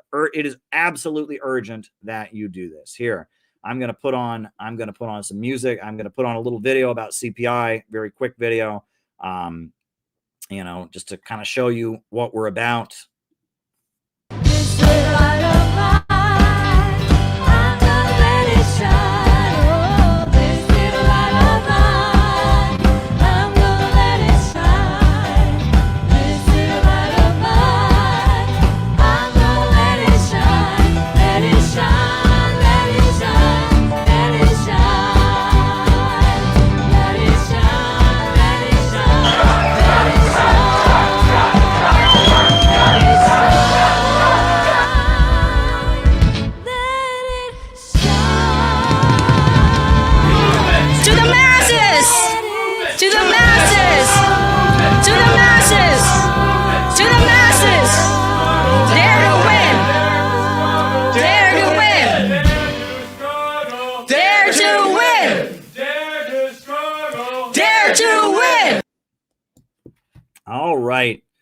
All right, folks. All right. Yeah, we just got to take action. We got to take action. We have got to intervene. We have got to intervene in all of this. A lot of wild things are happening in the news this week. I can't keep up with it. I'm really hoping that we can have peace in Ukraine. I'm hoping I see the whole thing. I mean, the way they gave the Nobel Prize to that regime change activist, it's pretty crazy. And we got to just take action. I mean, we got to do this. It's very, very wild. And a lot of things are happening. Look, our movement, we're called the Center for Political Innovation. We're the Center for Political Innovation. That's the name of our organization. And we are anti-imperialists, and we want to raise anti-imperialist consciousness all over the country. And we're an organization of action, an organization of people that are very, very dedicated to raising opposition to imperialism, right? And bringing the American people together to oppose imperialism and to oppose the danger of a new world war. We want a government of action that fights for working families, a government of action that fights for working families. And look, I've been doing this a long time. I've been protesting. I was part of Occupy Wall Street. Before Occupy Wall Street, I was in Cleveland organizing against police brutality. I video recorded a woman being beaten up and arrested by the police in Cleveland. I got her acquitted in juvenile court because I was there videoing it. I've been doing this a long time. And our organization, we're not an internet fan club, right? We're a real organization of people that are really doing anti-imperialism. we have an article on our website about our history. I mean, I've been to the countries and I've met the leaders. I've met Nicolas Maduro, believe it or not. I shook his hand at the UN. I've been to Venezuela. I've hung out with the son of President Daniel Ortega of Nicaragua. I have met multiple presidents of Iran. I had a sit-down interview with Ibrahim Raisi, the Iranian leader. And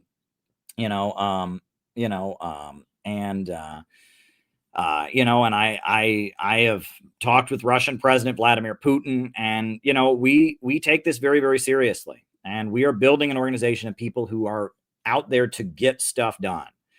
We really love Ibrahim Traore, the leader of Burkina Faso, who's a great African leader, and we've done a lot to promote him.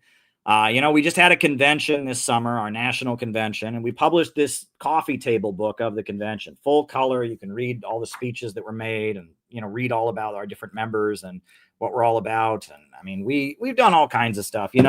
We've distributed over 2,000 copies of this book that we wrote about the Houthis. Who are the Houthis and what are they fighting for, right? This group that is in Yemen fighting against Israel, that has, a movement in Yemen, a movement of the oppressed of Shia Muslims.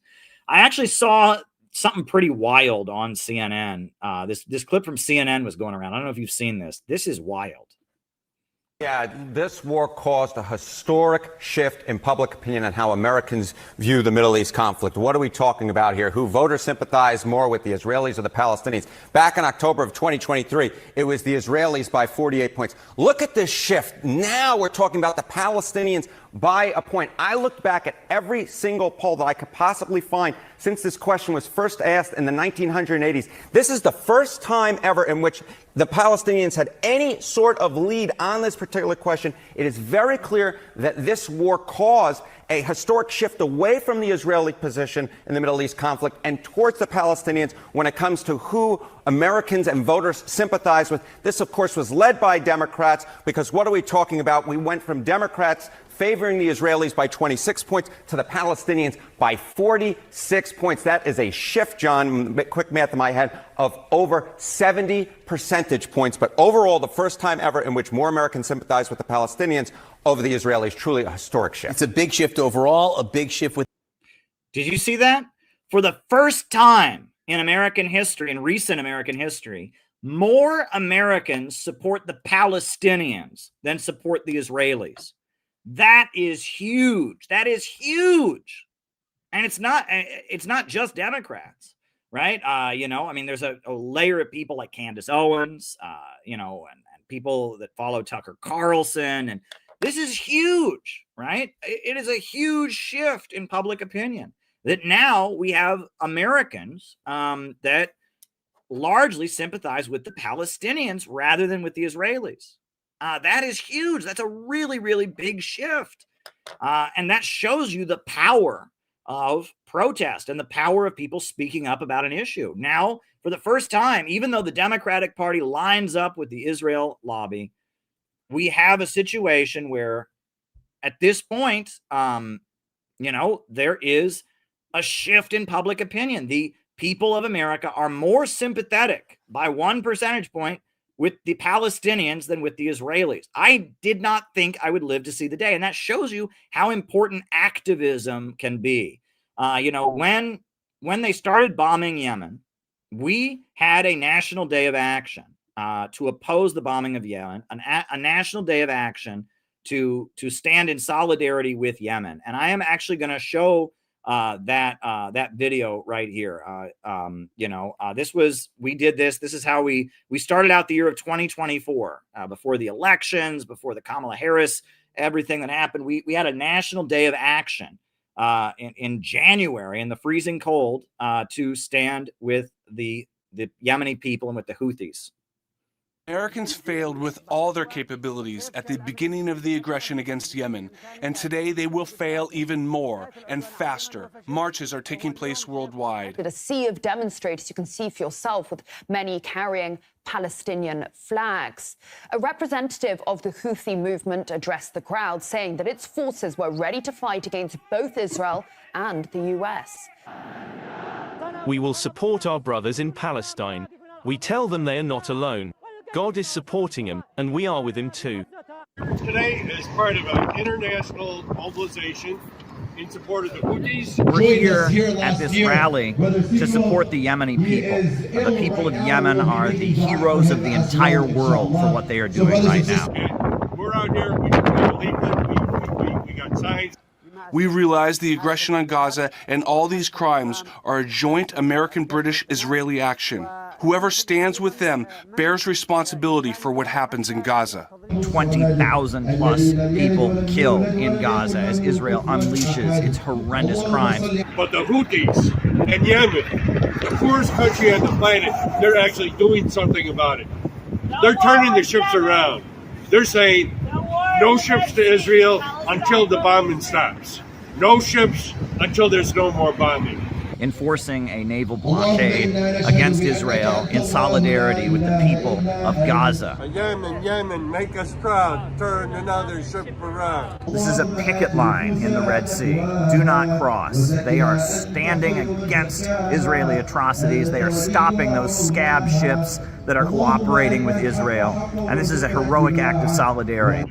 Thanks to heroes in Red Sea, Palestine will be free. Thanks to heroes in Red Sea, Palestine will be free. And if you think about that, I see America in Ansar Allah. This is a group of people that call themselves supporters of God, that believe in economic development. Because they're doing the same thing that the people in the American Revolution did. They're standing up against an international colonial system. And I really want everyone watching now to think about what it means to be an American. What does it mean to be somebody here in the United States of America? Because this is a country that was founded by people from all different corners of the world, endured all kinds of hardship, people from all over the planet who come to the United States of America because they believe that they can get a better life for their family, because they can survive horrendous conditions. Many of them motivated by belief in God and belief that there is a higher purpose and they can build a better life. I have actually here these buttons with the symbol, the official symbol of Ansar Allah on them. And as you can see, you know, one of the things that's very prominently featured on their symbol is a gun. Because part of the Ansar Allah religion, part of the teachings of Zaydi Shia Islam is that every man must have a gun to protect his household. They believe in the right to bear arms. What could be more American than that? In addition, they have a shaft of wheat. There's a shaft of wheat that is perpendicular to the gun. That stands for economic development, meaning that they don't believe in this degrowth environmentalism that's being pushed by the fake left. They believe that they can make a better life for their children, make a better life. They want to use Yemen's oil resources to build up their economy and raise their people up from poverty. No war with Yemen! No war with Yemen! No war with Yemen! People in one of the poorest countries in the world, in the mountains of northern Yemen, the Ansar Allah movement, the followers of Hussein al-Houthi, the poorest people in the world are standing up and fighting back. They have picked up a gun and they are fighting for their people. The Yemeni people will not tolerate any American intervention or guardianship. We are ready for confrontation. The aggression against Yemen has been US-led from the beginning. We are prepared for everything. We realize that if we do not make a sacrifice now, we will later when we are oppressed and defeated. You know, the Bible says that the last shall be first and the first shall be last. And if you think about it, if you think about what's happening in the world now, Yemen, one of the poorest countries in the world, is making itself heard all over the planet. The Houthis are heroes. If the American people knew what they were doing, right, they would be supporting it. You know, Mao Zedong, the founder of the Chinese Revolution, he said, the people of a small country can surely defeat aggression by a big country, but only if they dare to rise and struggle, only if they dare to take up arms and grasp into their own hands the destiny of their country. And the people of Yemen have done that. If the American forces present in the Red Sea commit foolish acts against the Yemeni people, whether against the Navy, against Yemen in general, or against Yemen's interests, the Yemeni people will not stand idly by, and the armed forces will not stand idly either. American naval units will become targets, along with those who support and back them. What we're looking at today is another miracle in the Red Sea. Pharaoh didn't learn his lesson the last time. And if Pharaoh Biden sends American troops to try to fight in the Red Sea, he's going to meet the same fate as the hero in the Old Testament did. If you truly love America, if you truly love everything this country was meant to stand for, when it emerged as a revolution against the British Empire, you should love the Houthis right now. You should love the people of Yemen and admire them. They are standing against the Atlanticist system, this global system of free trade. They are stopping that free trade. They are stopping the ships. They are standing for economic development. They are shutting it down. They are the heroes of the people of the world. They stand for economic development. They stand for the rights of people, the rights of justice and truth against the system that puts profit and monopoly, big banks and corporations over human lives. We admire the Houthis. The Houthis are the hero of the whole world. We stand with you. From Bronx to Chicago to Portland to every corner of this country, there are Americans that hear your call and stand with you. Shut it down. Solidarity with Ansar Allah. Solidarity with Yemen. Solidarity with Gaza. Free Palestine. Down with U.S. imperialism. The poorest nation on the planet is doing more than all the richest nations put together to defend decency and oppose genocide. They're doing what America should be doing, and we at the Center for Political Innovation support them. And then we crossed that bridge into China, saw a great banner up ahead. Its meaning set my heart a pounding, and this is what that banner is. Long live the great unity of the peoples of the world. Long live the great unity of the peoples of the world. Long live the great unity of the peoples of the world.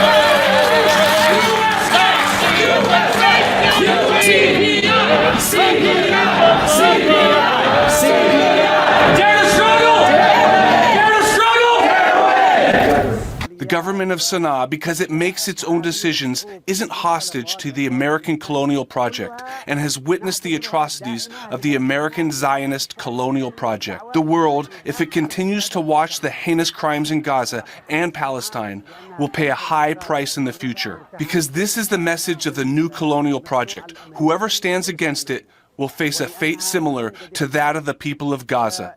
China, Russia, and India and other countries won't accept American, British, Israeli dominance. The Houthis are heroes.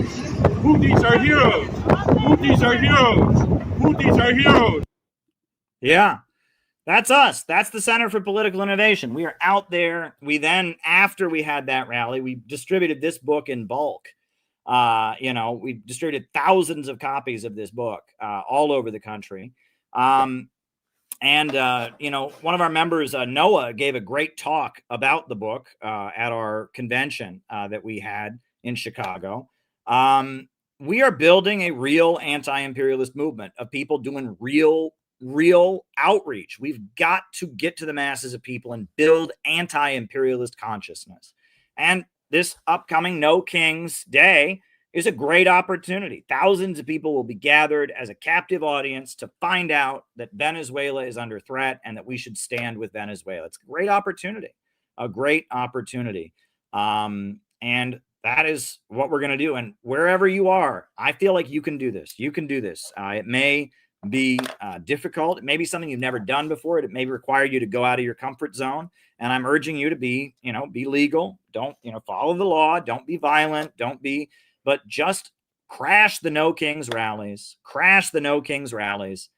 go to the No Kings rallies and raise hands off Venezuela. Be loud, be disruptive, and don't let the issue go. That is what I am urging you to do. That is what the Center for Political Innovation is calling for you to do. We published this call on our website. There's a leaflet. If you want a leaflet, you can print it out and hand it out.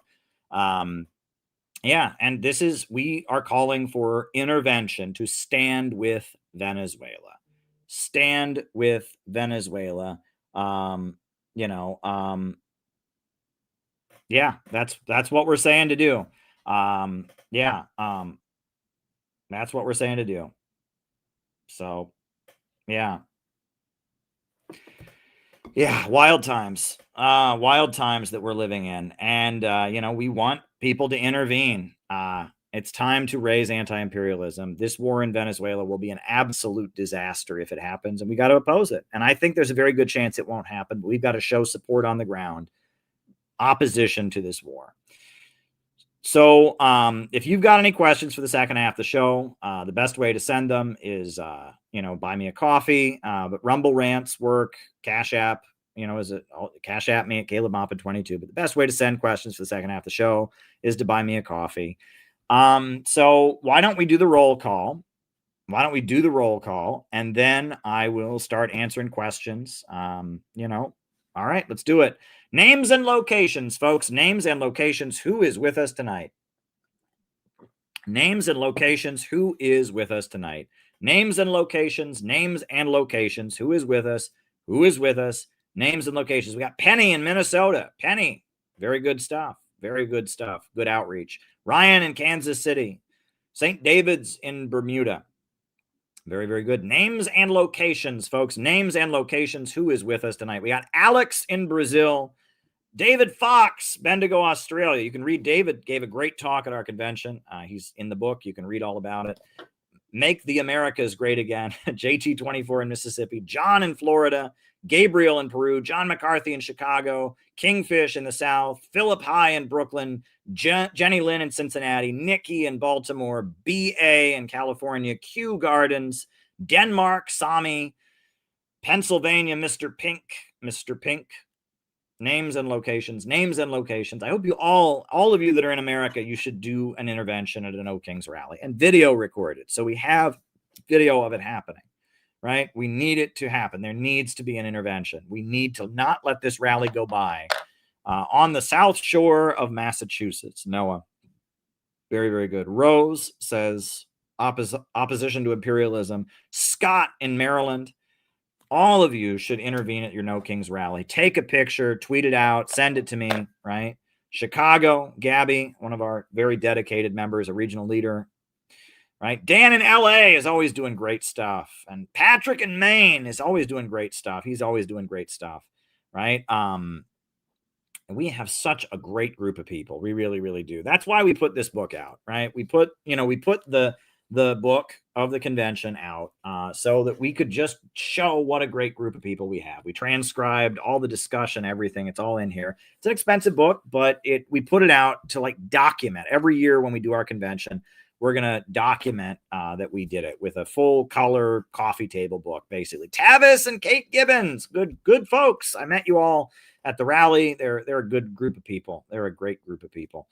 In New Hampshire, of course. I was going to say that. I didn't know if you wanted to be secretive about your location, but yes, they're out in New Hampshire. They're good folks. Sarah in Oregon, hands off Venezuela. Damn right. Sarah is out in Oregon. She's really, really great. Go follow Sarah on Twitter. Sarah is very, very cool. We got a great group of people here. We have an action. We are going to disrupt and intervene at the No Kings rallies to say hands off Venezuela. That is going to be what we're going to do. This war shall not pass. And the Democrats' stupid Trump derangement, red team versus blue team rally will be disrupted. I think it's very, very exciting. And again, you don't have to be a CPI person to do it. Just disrupt the No Kings rallies and make video of it. Let's not let the No Kings rallies go without hands off Venezuela messaging, right? Everybody should do it, no matter what group you're with, no matter what. If you don't want war in Venezuela, get your ass to a No Kings rally and make a scene and disrupt the No Kings rallies. Shut down the Democrats' shit show, right? Crash the Democrats' party and say no war with Venezuela. Folks, I am pumped. And I don't know what more to say. I'm going to start answering people's questions, though. As I said, 3 ways to send question: Rumble rants, Cash App me, Caleb Moppin 22, or buy me a coffee. 3 ways to send your questions. All of those ways are appreciated, but the best way is buy me a coffee. And I'm going to start answering questions right now that people are asking me questions. And sometimes, last night the question session got really good. I started talking about Spain, and people ask me good questions and I get going. So Paul he bought me 3 coffees. He said, "Hands off Venezuela, you go, Caleb." Well, it's funny, Paul, because that's an act of solidarity. He was just appreciating the message. But Paul, that's important. You said, "You go, Caleb," because I keep going. I don't back down. They have thrown everything at me. They have thrown everything you would believe at me. But I just keep going because I am sincere. I am not an internet grifter, right? There's many internet grifters who've taken the message here and distorted it and turned it into some dude bro internet brand. I'm sincere, and I've always been sincere. I've been doing this my entire adult life. And CPI, we are a group of people who mean what we say. We're not trying to be internet famous. We're not trying to get rich on social media, win the internet. We're trying to actually get this done. And this is a time where these No Kings rallies must be disrupted. If you want to know who I am, go and read my story, right? You can read Who Are We? The origin story of CPI, right? You can read how they have done everything they possibly could. I have been targeted. They have run hit pieces against me in Haaretz. Did you know this? Right? I bet you didn't know this, but Alex Reed Ross, who was a journalist who was exposed by Gray Zone for being an intelligence asset, right? Gray Zone exposed him. Alex Reed Ross wrote an article against me in Haaretz. I am a target of the Israeli government. The Mossad has had me on their hate list ever since I went to Iran. I went to 2 conferences in Iran, 2 anti-Israel, pro-Palestine conferences in Iran, and I have been on Mossad's hit list ever since then. And they published a hit piece against me in Haaretz, which is very, very wild. But, I spoke at the New Horizon Conference in Iran in 2014 and then again in 2015. And, they condemned the New Horizon conference from the floor of Congress. It was very, very wild. But I actually will show you. I will show you my speech from the 2015 New Horizon Conference. The 2015 New Horizon Conference was dedicated to the Black Freedom Movement, right? It was dedicated to the Black Freedom struggle because Black Lives Matter was very, very new back then. And so I attended the New Horizon Conference in Iran, and I gave a speech about, it was called The Struggle Against Racism, Zionism, and Imperialism Within U.S. Borders. So I will just show you, this is why Israel hates me. This is why Alex Reed Ross published a smear piece against me in Haaretz newspaper. This is why they've tried to, run my name through the mud in leftist circles. And I've been called a Nazi. I was banned from all the communist spaces. All of a sudden, I was a white supremacist. I was an anti-Semite. It's because of the fact that I am sincere. And I went all the way to Iran and I gave this speech in Iran to a room full of Iranians. There were a number of Nigerians that were in the room for this because there's a number of Shia Muslims in Nigeria. There's a place in Nigeria called Zaria that is a stronghold of Shia Islam. It's where Sheikh Ibrahim Zakzaki lives. There are a number of Nigerian Muslims who were at this conference, who were studying in Iran. There were American Black activists. There were Palestinians and others. And I gave this very short anti-imperialist speech about Black liberation to a conference in Iran.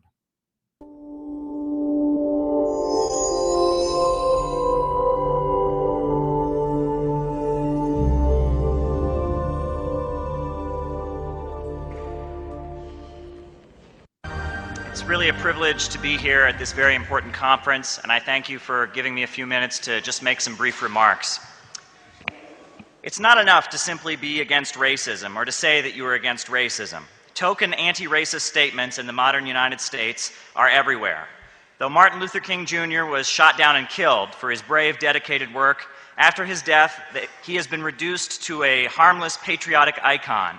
Even though the FBI tried to destroy him, school children throughout the United States are now taught that MLK is proof that the United States is, quote, the greatest nation in the world.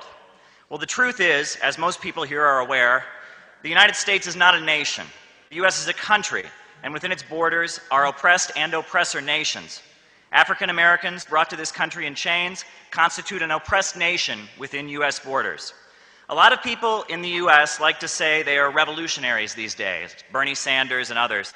I say you're not a revolutionary unless you recognize that Black people constitute a nation, and that as a nation they have the right to self-determination, to choose separation or integration for themselves. Every time I come to this part of the world, I meet so many young people who have a completely delusional portrait of the United States. What young Iranians see on satellite television, this image of the United States as a kind of rich paradise, this image of the United States is completely false. If you watch US media, 90% of the time you're only seeing Southern California or New York City. But the United States is far bigger than that.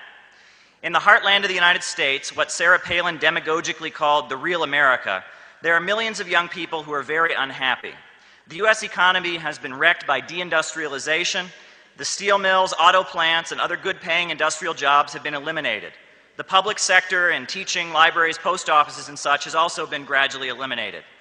Young Americans in service sector jobs are stuck in a low-wage economy, making a mere fraction of what their parents made in the much-heralded American middle class that once existed. Young Americans watch the same garbage propaganda that is as what is broadcast into Iran, and they see how Kim Kardashian, the Real Housewives of New Jersey, and other wealthy people on American television live, and they then contrast it with their own lives. The rates of suicide, mental illness, and drug addiction among young Americans are rising. Young people in the United States are told that unless they are rich, they are worthless. And then they look into the future and see that they're going to spend their lives with a much lower income level than their parents and possibly spending it poorer than they expected. U.S. society, born in racism, slavery, and the slaughter of the indigenous people, is now entering a deep political and economic crisis. Now, what's true is not always obvious, but in some instances it is. And this is very obvious. The United States, in which there seems to be another mass shooting every time you turn around, is not a healthy, moral society. It's not a model or an ideal that any country should aspire to become. The most hopeful period in the history of the United States was the direct aftermath of the Civil War. The Civil War was really the Second American Revolution. Abraham Lincoln led a beautiful coalition. It included Christian abolitionists, labor unionists, industrial capitalists, and most importantly, the enslaved African people themselves. When the war broke out, enslaved African people stopped working in a general strike all throughout the South. Harriet Tubman became the first woman to lead U.S. soldiers into battle as she organized guerrilla bands freeing slaves along the Combahee River in South Carolina. The slaveocracy, aligned with the British Empire, was also supported by the Wall Street financial elite. They saw cotton exports from slave plantations as a way to make profits. But Wall Street, the British Empire, and the slave-owning aristocracy was defeated, and they were defeated by an amazing alliance. The Republican Party during the 1860s, far different than what it is today, was a revolutionary party. It took its name from the French Revolution. It represented the small farmers, the African Americans, and the labor unions. After defeating the slave owners, they continued to move ahead as a coalition. And for a brief period in the South, there was even land redistribution, where the land of the slave owners was being redistributed. Calling themselves the populists, the small farmers and free blacks called for public control of railroads, guaranteed education for all, and the overthrow of the monopolists, the wealthy bankers that have so much power. The progressive coalition that came out of the Civil War was broken apart by Wall Street. What did they use to destroy the progressive anti-capitalist mass movement that emerged in the aftermath of the Civil War? They used racism. The Ku Klux Klan used terrorist tactics very similar to what the Israelis are doing, very public, violent acts of terror with brutal violence, forcing the formerly enslaved persons out of political process. U.S. troops were pulled out of the South, and it was handed over to the racists. Since that time, the white people of the United States made a deal with Satan. As the big bankers have plundered the world, using bombs, sanctions, and cruise missiles to beat down those who assert their independence, we went along with it. We waved flags, we were loyal and obedient, and in exchange we got houses, cars, and TVs. We were taught to identify with Wall Street and to look at the people of the world, as well as the black and brown people within the United States, as our enemies. But the devil does not keep his promises. The middle class, the bribe given to white Americans to buy their obedience and loyalty to empire, is gradually being eliminated. The standard of living in the United States is rapidly dropping. The civil liberties often bragged about by U.S. leaders are being stripped away as the U.S. is gradually transitioning to becoming a low-wage police state. The U.S. economy has become centered on destruction. Prisons for profit, police on every corner, empty foreclosed homes, rampant aggression, and war around the world. As we face the ruins of U.S. society, now it is time for white people to change how they see themselves. We need to understand that the satanic cabal of bankers that has committed so many crimes around the world is also our enemy. The people of Iran, Venezuela, Russia, China, Palestine, Yemen, and anywhere else who are standing up and trying to break free from their system of global usury are our friends. A new revolutionary coalition must be forged, an alliance of those within U.S. borders who reject the rule of the globalist bankers and can function almost as a U.S. division of the global, gradually emerging axis of resistance. Every day, the U.S. government provides $18 million to the Israelis as they escalate their genocidal crimes and provocations. A mass people's movement could demand that the money instead be spent on providing health care, education, and jobs for the next generation of youth within the United States. The U.S. currently has thousands of troops stationed in military bases throughout this region. A mass people's movement could demand that instead these soldiers be brought home and put to work rebuilding the crumbling bridges and roads throughout the United States. The United States is currently facing very hard times. However, as has often been said in the past, hard times are fighting times. The moment is approaching when a real people's movement against the racist Wall Street financial elite, their wars, their racism, their police state, and their global system of usury and poverty can broadly expand within U.S. society. Such a people's movement will require unity of political forces, concrete political demands, and a clear vision of an entirely new society on the continent of North America. And as I end, I just wanted to touch on, we're constantly told in the U.S. to think of people who are fighting for their independence around the world as terrorists. But there's a real difference between a revolutionary and a terrorist. If you want to know what a terrorist is, go see the next Hollywood superhero movie. Right? What is the most American movie genres? These ideas of superheroes. What is it? It's a white man usually who thinks the police aren't doing enough. So what does he do? He puts on a mask and he goes out to fight the bad guys with isolated acts of violence. What is this? This is the Ku Klux Klan. That's what that is. That's the mentality that comes out of it. What the Israelis are doing, their violent attacks the settlers are carrying out, what ISIS is doing, what the police of the United States are doing, this is the terrorist method. Extreme acts of violence designed to terrify people. The Supreme Leader Khamenei, when he says that they oppose the crimes of both Daesh and the police of the United States, that they're both the same, he's pointing to the fact that they are both using the terrorist method. But what's a revolutionary? A revolutionary is completely different than a terrorist.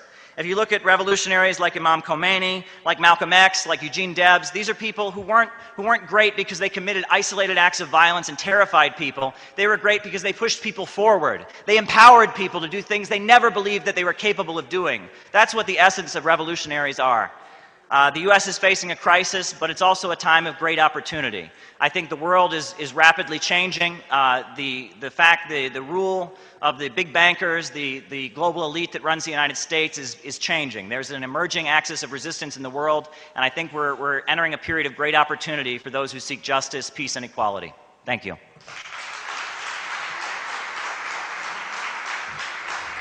Yeah. So you wonder why the Israelis hate me, right? Since 2015, I have been on their list. I gave that speech in Iran, in Tehran, in 2015. In October, I believe it was October of 2015, I was invited to Iran, and I gave that speech to an audience. Now, I wouldn't necessarily frame everything up the way that I did in that speech now. I have a variety of different...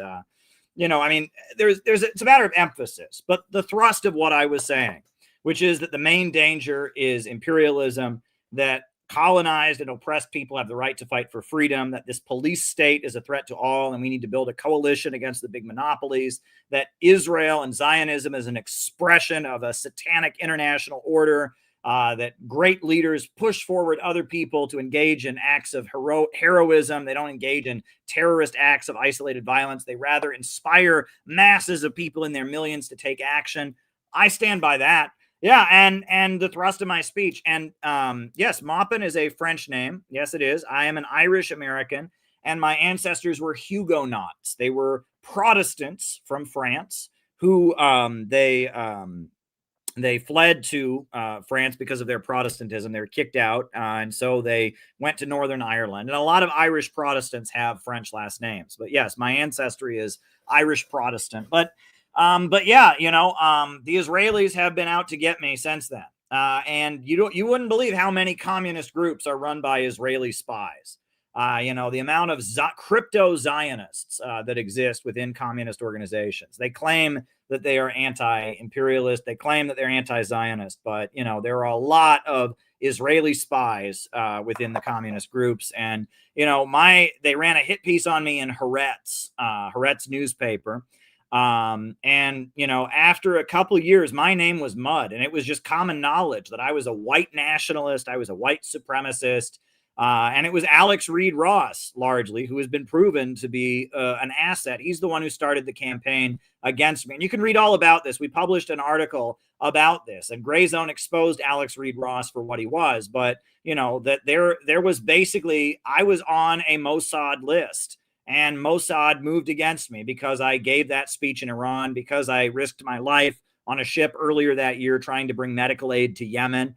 Which was a life-changing experience. That's how I rediscovered my faith in God and rediscovered my Christian faith, was on that ship to Yemen delivering medical aid. Our organization is amazing. We are something very unique and special, right? Where we are a product of very unique historical circumstances. I'm a young man from a small town in Ohio, and I ended up in New York City during Occupy Wall Street, and then I ended up in Iran, and I ended up in the Gulf of Aden, and here we are. And if you are part of CPI, you are part of something historic. You are part of something dynamic and spiritual and unique. You are part of something that is beyond anything. Nothing like CPI has ever existed in the history of America. I'll just tell you that much. We are a completely new animal. We're not just some communist group. We don't even call ourselves communists anymore. We're innovationists. And there is a spiritual quality to what we are doing. We are building a passionate anti-imperialist movement that is so far beyond anything that people can imagine. We come from very different walks of life, different age groups, different backgrounds, different regions of the country. And we are a group of people that is dedicated to opposing imperialism, opposing globalism, imperialism. And we are demanding a government of action that fights for working families. The Center for Political Innovation is something special, and you should be part of it. And that's what has inspired us to put out this call to disrupt the No Kings mobilizations. Very exciting. But anyway, I got a lot more questions to answer. Next question. John says, hey, repeatedly post the link to your Hands Off Venezuela leaflet in the chat so that people can download it and print it out. Well, very good. Yes. On the website of CPI, where we put out the call for people to disrupt the Democrats' stupid No Kings rallies, we have put out we have a leaflet that you can print out with a QR code, with our logo, with what it's all about. Very good. And I've been posting it throughout the evening. And John then also said, and this is interesting, and I'll explain this, right? We'll do it. He said, you just mentioned Ibrahim Traore. You're always showing the Rockford rally. Can you show the Chicago one again? I can. The only problem is the rally that we did in Chicago, in downtown Chicago for Ibrahim Traore, a lot of that rally included us urging people to come to the convention on July 12th. That convention has already passed. So I'll show that video. But just keep in mind, it's urging you to go to a convention that already happened. So, I will show the Chicago rally for Traore. I can do that. No problem. So this is the video of the rally we did in downtown Chicago to promote our convention on July 12th that happened, was a smashing success, and also to honor this great African leader, Ibrahim Traore, the great anti-imperialist.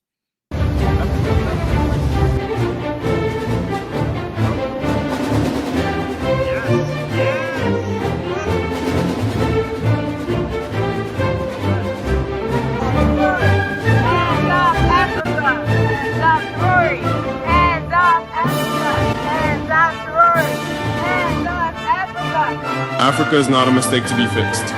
Africa is not a failed continent. Africa is the womb of the world, the cradle of civilization, the keeper of tomorrow's hope. We know that Ibrahim Traore is the future of the African continent, that he represents the African wing of the global anti-imperialist movement. We see that he's providing health care for his people, he's putting people first, he cares about the infrastructure, He's creating systems so that people can thrive instead of being in poverty like we have here in this country. So we are here telling people, hands off Africa. The colonialists need to mind their business. Why is he a dictator in the mind of the American media? Well, because he cares about the people of Burkina Faso. Let me tell you what Ibrahim Traoré is doing. He has got agricultural projects. Burkina Faso is having a farming boom right now because of this great African leader. He has just made a law that any woman who has a child, her medical bills are completely eliminated. It's free to go to the doctor and have a child in Burkina Faso, in this African country, because mothers and maternal care is so important. You speak of democracy, yet uphold a global structure where the powerful few veto the dreams of the many. We will no longer whisper in rooms where we deserve to speak with full voice. He's not a criminal, he's just being there for his people. And if we could just follow his example. The forces that are trying to overthrow Ibrahim Traoré are the same forces that keep Americans poor. We want a prosperous America, not one that is so focused on maintaining the global economic system that our own citizens live in poverty. He admires Gaddafi, he admires Patrice Lumumba, he admires all the great African leaders of the past, and we're here to say that American working people should look to Ibrahim Traoré as the kind of leadership we need. A builder, a constructor, someone who lifts people out of poverty, someone who stands with the new economy rising in the world of the BRICS with Russia and China. Donald Trump, look at this man. Try to be like him. Don't be like Zelensky. Don't be a worm. Be a president like Ibrahim Traoré. New economy emerging in the world, and it's based on real wealth. What China's doing with the Belt and Road Initiative, what Russia is doing with the Eurasian Economic Union, what is happening in Latin America with Bolivarianism, with the axis of resistance. There's a whole new economy. And this fake Wall Street derivative rip-off usury economy of Wall Street in London, that economy is the past. And the only future America is going to have is joining this new economy. Imagine what we could have in this world just by doing what he's doing for his people. What we need to do is get the United States to link up with this new economy in the global south and in the east, right? They lifted 1 billion people out of poverty in 20 years, right? We could be part of that. Instead, Donald Trump, on orders from Benjamin Netanyahu and the international banks, is trying to destroy that new system. No, we don't need to destroy it. We need to join it. We are a spiritual people. Before your cathedrals, our ancestors sang to the sky. Before your missionaries, we knew the language of the rivers and the laws of the sacred forest. Christianity came, Islam came, and we received them not as slaves but as seekers. But now we ask, will the church and the mosque stand with us, truly with us, when all people are displaced by greed, masked as globalization? Will your pulpits echo our cries or only repeat the songs of the powerful? Faith, too, must be decolonized. It must walk with the poor, not the privileged. Well, we're having a really important event coming up on July 12th at the Midwest Convention Center in North Lake near the O'Hare Airport. We're going to have speakers talking about the Houthis and the Yemeni movement. We're going to have speakers talking about the Palestinians. We're going to have speakers talking about Africa and what's going on there. We're going to have speakers talking about the peaceful reunification of the Korean Peninsula. We're going to have music. We're going to have traditional dancers from the former Soviet Union. It's just going to be really amazing in so many ways. Anti-imperialist speakers, cultural performers, dancers, music. It's going to be really special. 500 like-minded people. If you can't make it, send us a donation to cover all the costs. It certainly costs a lot to rent out this big venue and get everyone there. To the youth of Africa, to the young boy selling oranges by the roadside, to the girl who walks 10 kilometers to attend school, to the child whose only toy is a stone but who dreams of stars. You are the reason we fight. Do not believe the lie that your continent is cursed. You are the blessing. Do not envy foreign passports. Be proud of your name, your land, your roots. The world may not applaud you now, but the future will speak your name in honor. So we need to be paying attention to him. We need to be supporting him, and we need to be in unity around the principles that he's advocating for as a leader. And he is standing up to AFRICOM, standing up to NATO, saying, U.S. out, we want to develop Africa for African people, not for the bankers on Wall Street who are not only keeping the people of Africa poor, but keeping people in this very city poor. Why are there so many homeless people in America? Why is our infrastructure falling apart? It's time that we hired the China Railway Company to build high-speed trains throughout the Midwest, connect Chicago to Washington, D.C. and to Los Angeles with high-speed railway. That's what we're talking about. We're saying it's time that we start having an education system that makes our kids smarter. We have social media apps that train our young people to be more confident and more physically fit. We need a government that invests in people, not a derivative rip-off government that makes profit from prison and war and death and destruction. We need a government of action that will fight for working families. And in Burkina Faso, this impoverished African country, they have such a government right now. They've got a builder, a man who believes that human beings are the source of real wealth in the world. And he is investing in his people, and they are raising up the population, raising up the life expectancy, raising up the living standards, raising up education, raising up health care, raising up access to a decent life. That's the kind of government we need here, a government of action that fights for working families. They're keeping you poor in this country as well. It's an absolute disgrace. We need leadership like Ibrahim Traore. We need programs that will allow people to raise children. We need people to have jobs and education in schools. We don't need to be starting war after war, bombing people in the Middle East, bombing people in Africa, funding terrorists in the Horn of Africa, and then banning people from coming here. It's absolutely ridiculous. But it's going to be like nothing you've ever seen. That auditorium is going to be packed. It holds 500. We think we can fill it. It's going to be a great event. So I hope you join us July 12th. Long live Ibrahim Traore! Long live Ibrahim Traore! Long live Ibrahim Traore! Long live Ibrahim Traore! It was actually really hectic trying to get the sign together. Not taking orders from anybody. As you can see, it's kind of jerry-rigged up. We kind of didn't have the right stuff. We had to go back and forth to Home Depot 3 or 4 times, but it took us 2 hours to set up the banner, but the reaction's been pretty nice, right? They want you to believe there's too many people in the world. Bullshit! Bullshit! We need more people because human beings, human labor power is the source of all wealth. We need a government that invests in people, provides people with jobs, provides people with health care, provides people with education, and builds and constructs.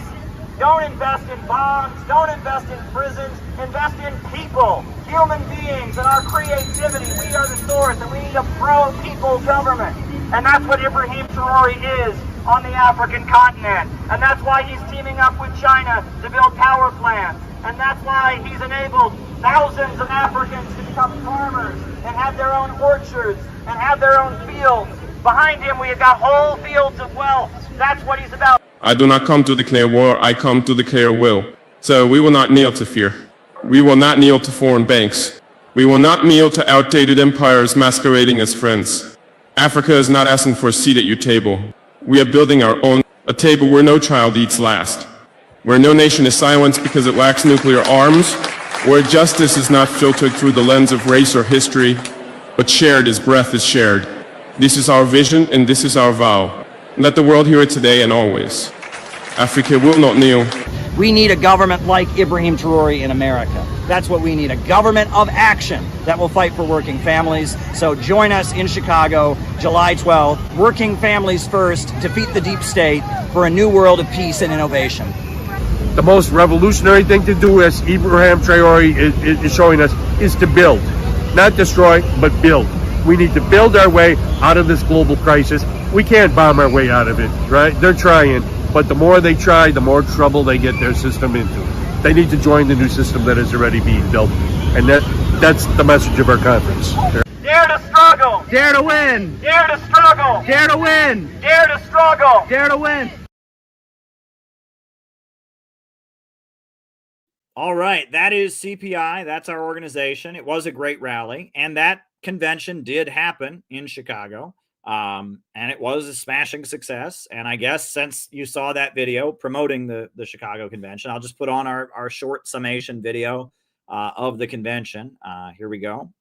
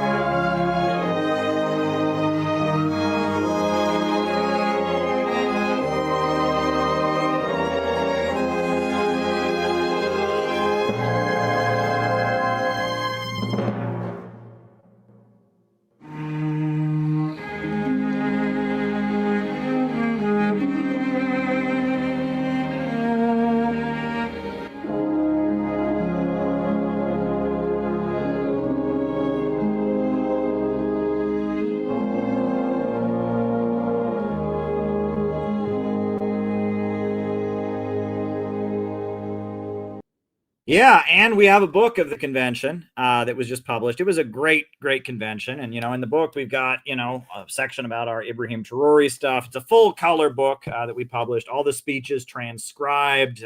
Look, you can read, Penny, what she said, right? You can read, there's Gabby, what she had to say, right? We got everything in there. The Chicago sessions, which is like a long Q&A session we did. We've got a lot of articles in this book also, just on the history of CPI and all of that. And we have the anti-Khrushchevism campaign. You can read about the anti-Khrushchevism campaign, which is a very, very important thing that CPI has done this year.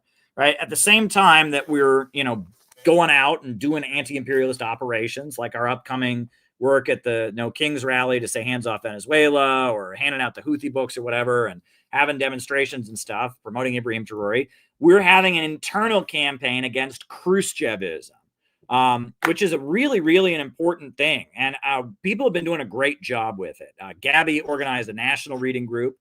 We've had a reading group in Los Angeles. We've had a reading group in Minneapolis.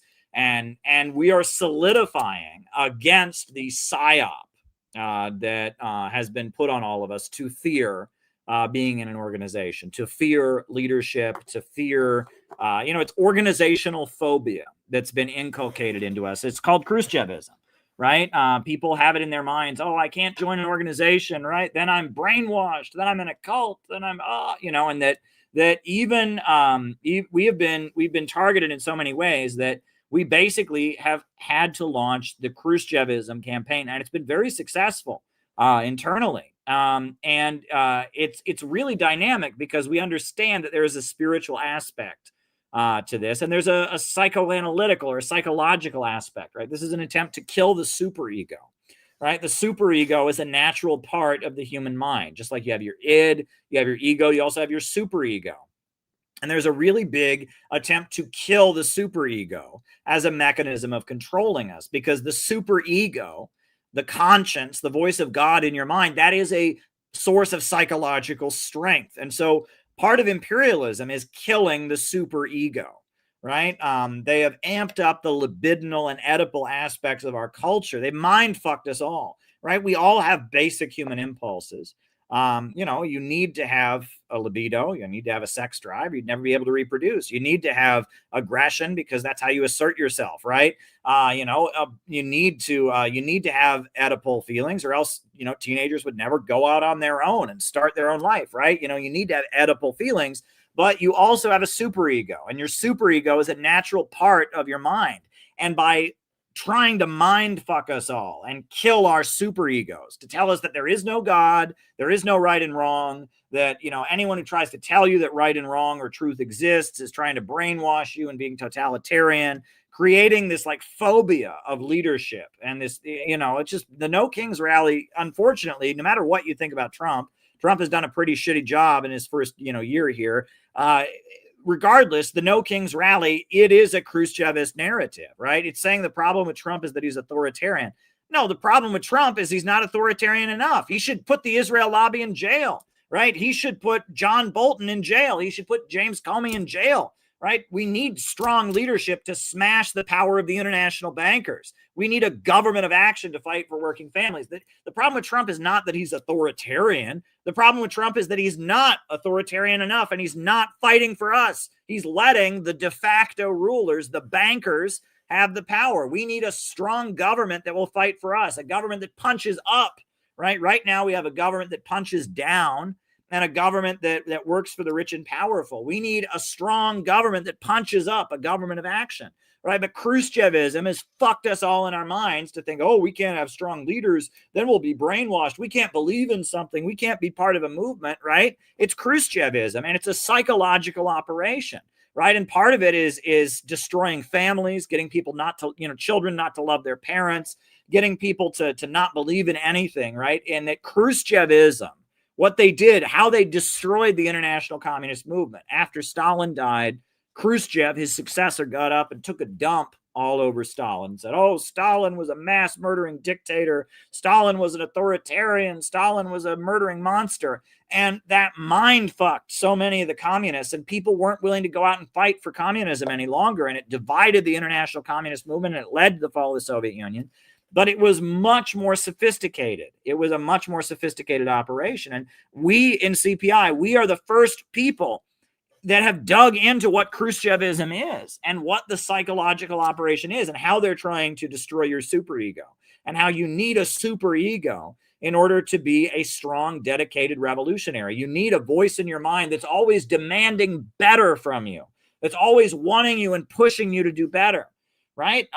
You need that. You need somebody to demand the impossible from you and say, you can do better. You can do better. You need that, right? That is a basic part of what it means to be human. You need a superego. It doesn't have to be religion, RL. It does not have to be religion, right? You need a superego, right? You need someone in your mind who is trying to pull the best out of you. You need to have an aspiration. You need to have a figure in your mind who you want to be proud of you. You need to have a conscience. You need to have a superego, right? It doesn't have to be religion, RL. Do not misunderstand me. It does not have to be religion. But you need that. That's a basic part of the human psychological model. And that superego demands the impossible. It demands the impossible, right? It demands the impossible from you, right? Jesus told his followers they asked him what was the most important commandment of the 10 commandments. And they were trying to trick him. They wanted him to pick one of the 10 commandments that would be the best, right? And what did Jesus say? He said, the 2 most important commandments are to love God with all your heart, your soul, and your mind, and to love your neighbor as yourself. And love your neighbor as yourself is impossible, right? And that's what Sigmund Freud points out in his very famous book, Civilization and Its Discontents. He says, it's impossible to love your neighbor as yourself. You can never be in your neighbor's body. That's an impossible demand. That's okay, though, because you should try. You should try to love your neighbor as yourself. You should try to have empathy and compassion for other people. If someone else is struggling, you should try to help them. You should not try to gain at other people's expense. You should try to operate in a way that you bring love and joy and light into the world, right? That's what it means to be human. That's the strength of human beings, is when we transcend the self, right? And we should have a super ego, a voice in our head demanding the impossible from us. That is how human beings have accomplished what they've accomplished. That's what they have done. And if you look at civilizations around the world, they have icons, images that they look up to, right? And this is all very important. And we have pioneered, we've figured this out. This is innovationism. This is CPI. No one else can hold a finger to us, right? We have developed an understanding of Khrushchevism. We have developed a method for building an anti-imperialist movement. We have developed a mechanism for mobilizing people to engage in anti-imperialist operations. We are miles and miles ahead. And the Center for Political Innovation is where it's at, right? And the fact that we have come out with this call and we're going to intervene at the No Kings rallies to say, hands off Venezuela, we are blazing trail. We are blazing ahead. Dare to struggle, dare to win. We are the ones that you have been waiting for. And I've got more questions to answer. You can send questions. There are 3 ways to send questions. You can send Rumble Rants. You can cash at me at CalebMoffin22. But the best way, the absolute best way to send questions is buy me a coffee. Buy me a coffee is the best way, the absolute best way to send questions. Now, the next question that from Buy Me a Coffee comes from Kate Johnson. She said Russia had been destroyed by the West prior to Putin. How did Putin kick them out? And did the West initially support him? It was a process, and you can read all about this process, right? That the war in Chechnya was happening. The Chechen separatists were trying to break Chechnya away from Russia, and they were being funded by the United States and by Saudi Arabia. And in the name of radical Islam, these radical extremist terrorists in Chechnya were carrying out horrendous terrorist attacks. Russia was being economically demolished, and there was a feeling in Russia that they needed to, move ahead. And Putin emerged as a figure who would be trusted by the security services to move against the Chechen separatists. And he emerged, and he had written an academic thesis. His academic thesis about how to fix Russia's economy on economics, about national champions, right? He studied the work of Adam Smith. Then he studied the works, they call it dirigism. It's like a French nationalist economic theory. It's neither Marxism nor capitalism. Dirigism, I believe it's called. Dirigism, right? And in dirigism, one of the concepts in the economic theory of dirigism is that you build a mega corporation. This is very fascinating to me. So, Putin studied dirigism, and one of the principles of dirigism, I mean, they have a concept of what's called a national champion, which is the government builds a state enterprise that is a mechanism for bringing up the entire economy, right? Read about this, right? And it's been done by non-communist governments. South Korea, for example, used dirigist economic theories, right? Park Chung-hee was the military dictator of South Korea. The reason South Korea has such a strong economy, it's not because, well, they're a capitalist, Caleb. North Korea is communist, and communist starves people, and South Korea is capitalist. South Korea is very, very, very heavily state-run. And the reason that South Korea is prosperous is because they had a guy named Park Chung-hee who became their military dictator in the 60s. And Park Chung-hee used the government, the military, to build a state-run steel industry called POSCO, right? And he used POSCO, the state-run steel industry, as what he called a national champion, right? And so by building this state-run company called POSCO, the steel-run industry, he was able to stabilize the economy. And then he built Hyundai and Samsung, and that in South Korea, they have what they call national champions, government-controlled mega corporations that are built to stabilize the rest of the economy. And this is called dirigism. And it's been used in a lot of different capitalist countries. And Russian President Putin wrote a paper as a college student about using dirigism, which is, to build two national champions, two state-controlled mega corporations, Gazprom and Rosneft. And so he basically had the government buy these two companies, an oil company and an energy company, and a natural gas company, an oil company and a natural gas company. Gazprom is the gas company, and Rosneft is the oil company. And then the government gas and oil companies started buying the private oil companies. And there was one capitalist who wouldn't go along with it, who refused to be bought out, right? And it was a negotiation. They gave these people who bought the energy companies from the government, they bought it from them, right? And there were some that refused to sell out, some very corrupt, nepotistic capitalists who turned against Putin and fled to London. There's a lot of Russian oil monopolists who, when Putin was basically, he said, "Look, I'll pay you huge amounts of money, and you'll bring it into Rosneft," and they wouldn't do it, and they fled to London.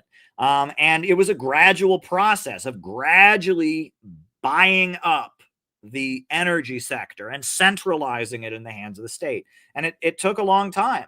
And it was very difficult, right? And that he represented, there was a big section of the Russian military and the Russian security services that were not communist, but they saw the aftermath of the fall of the Soviet Union. They were devastated by it. And they also, the Chechen separatist violence that was being funded by the United States and by the Saudis was threatening to break apart Russia even more. And on that basis, Putin, with the support of people in the security services and people in the military, was able to take power and then gradually start implementing his economic theory. And then what happened, right? And this is very important, right? Bush invaded Iraq in 2003. And when Bush invaded Iraq, a major oil producing country was blown to bits, and the oil prices went through the roof. It was the highest oil prices in history, over $120 a barrel, right? The Bush presidency from 2003 up until to 2014 was the highest oil prices in history. From the Bush presidency all the way up until the Obama oil price drop of 2014, oil prices were the highest they had ever been. And that made a lot of profit for ExxonMobil and BP and Shell and Chevron, but it enabled Russia to have a huge amount of oil revenue and reboot their economy. And it enabled Gaddafi to have a great economic expansion.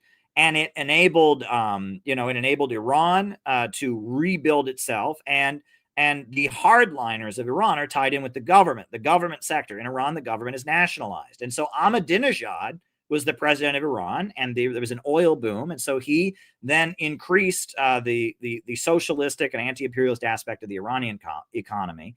The oil price boom that Bush created by invading Iraq, in the short term, it benefited American imperialism because an anti-imperialist country, Iraq, was destroyed and the oil prices went up. There was false scarcity on the oil markets. But the ultimate result of it was that it enabled Venezuela to boom as an anti-imperialist country. Hugo Chavez and Bolivarianism got stronger. Russia got stronger.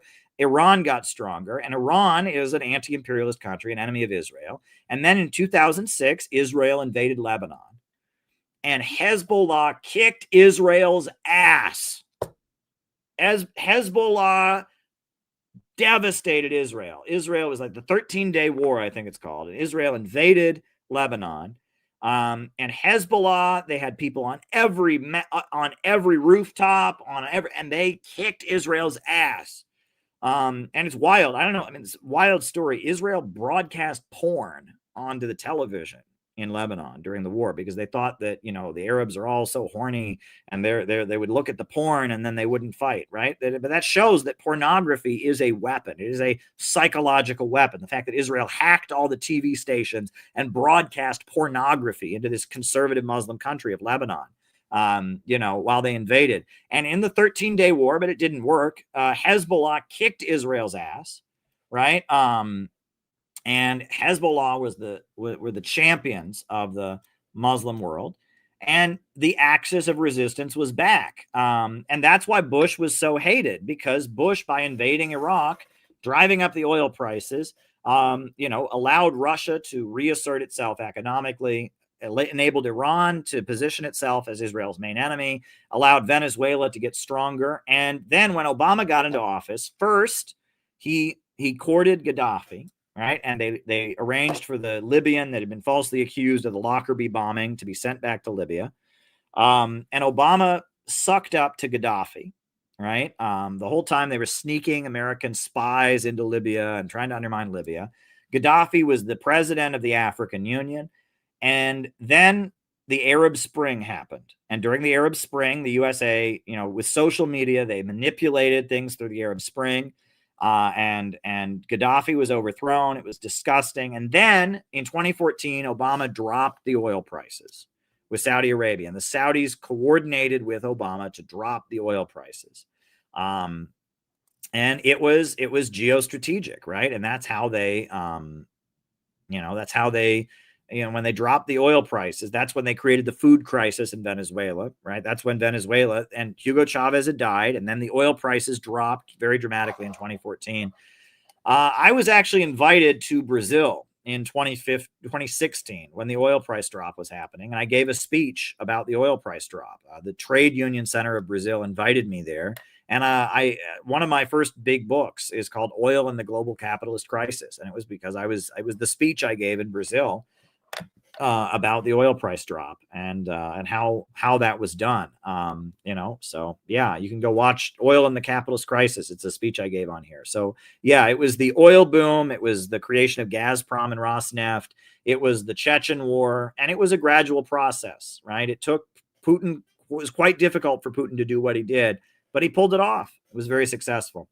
Now, Tavis Gibbons has the next Rumble rant.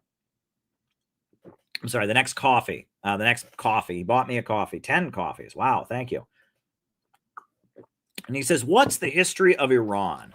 Beautiful country with beautiful people. Why do we in America know so little about this place? And what can we as Americans do to help Iran?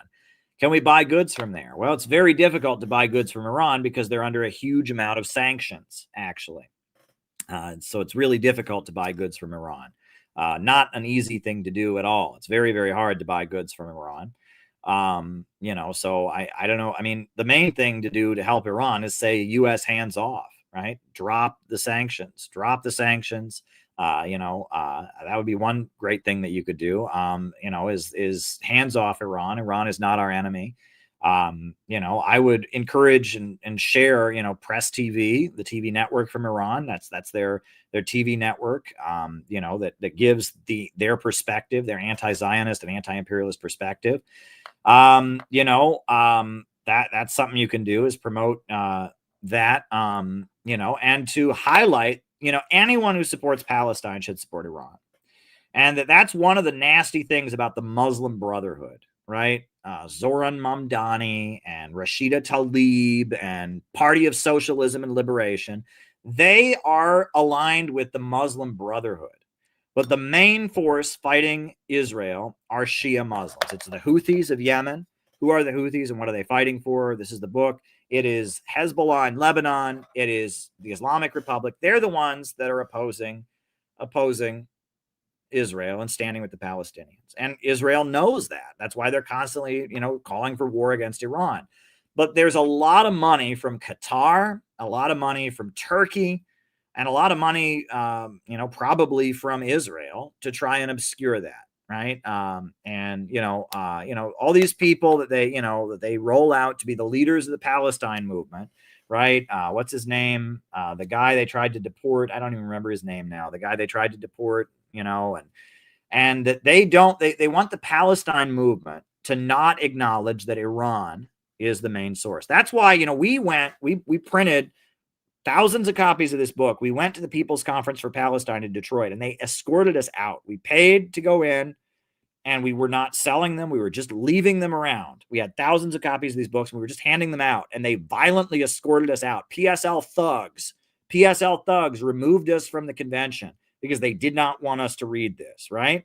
The Party for Socialism and Liberation and Brian Becker, they are agents of the Muslim Brotherhood.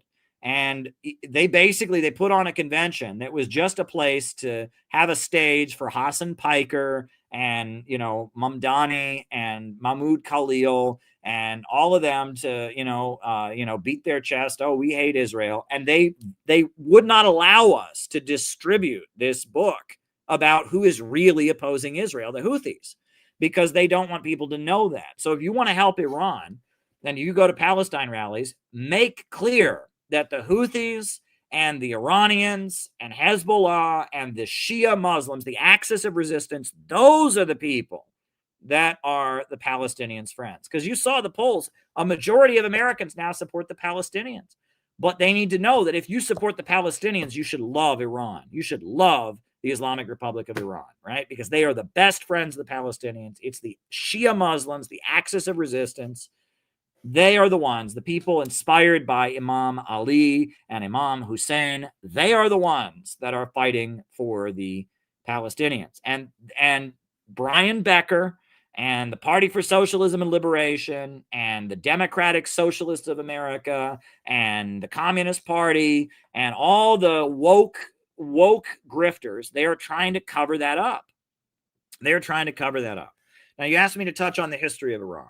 Right? Iran, it was a monarchy. You had the Shah of Iran, right? And the Shah was in power.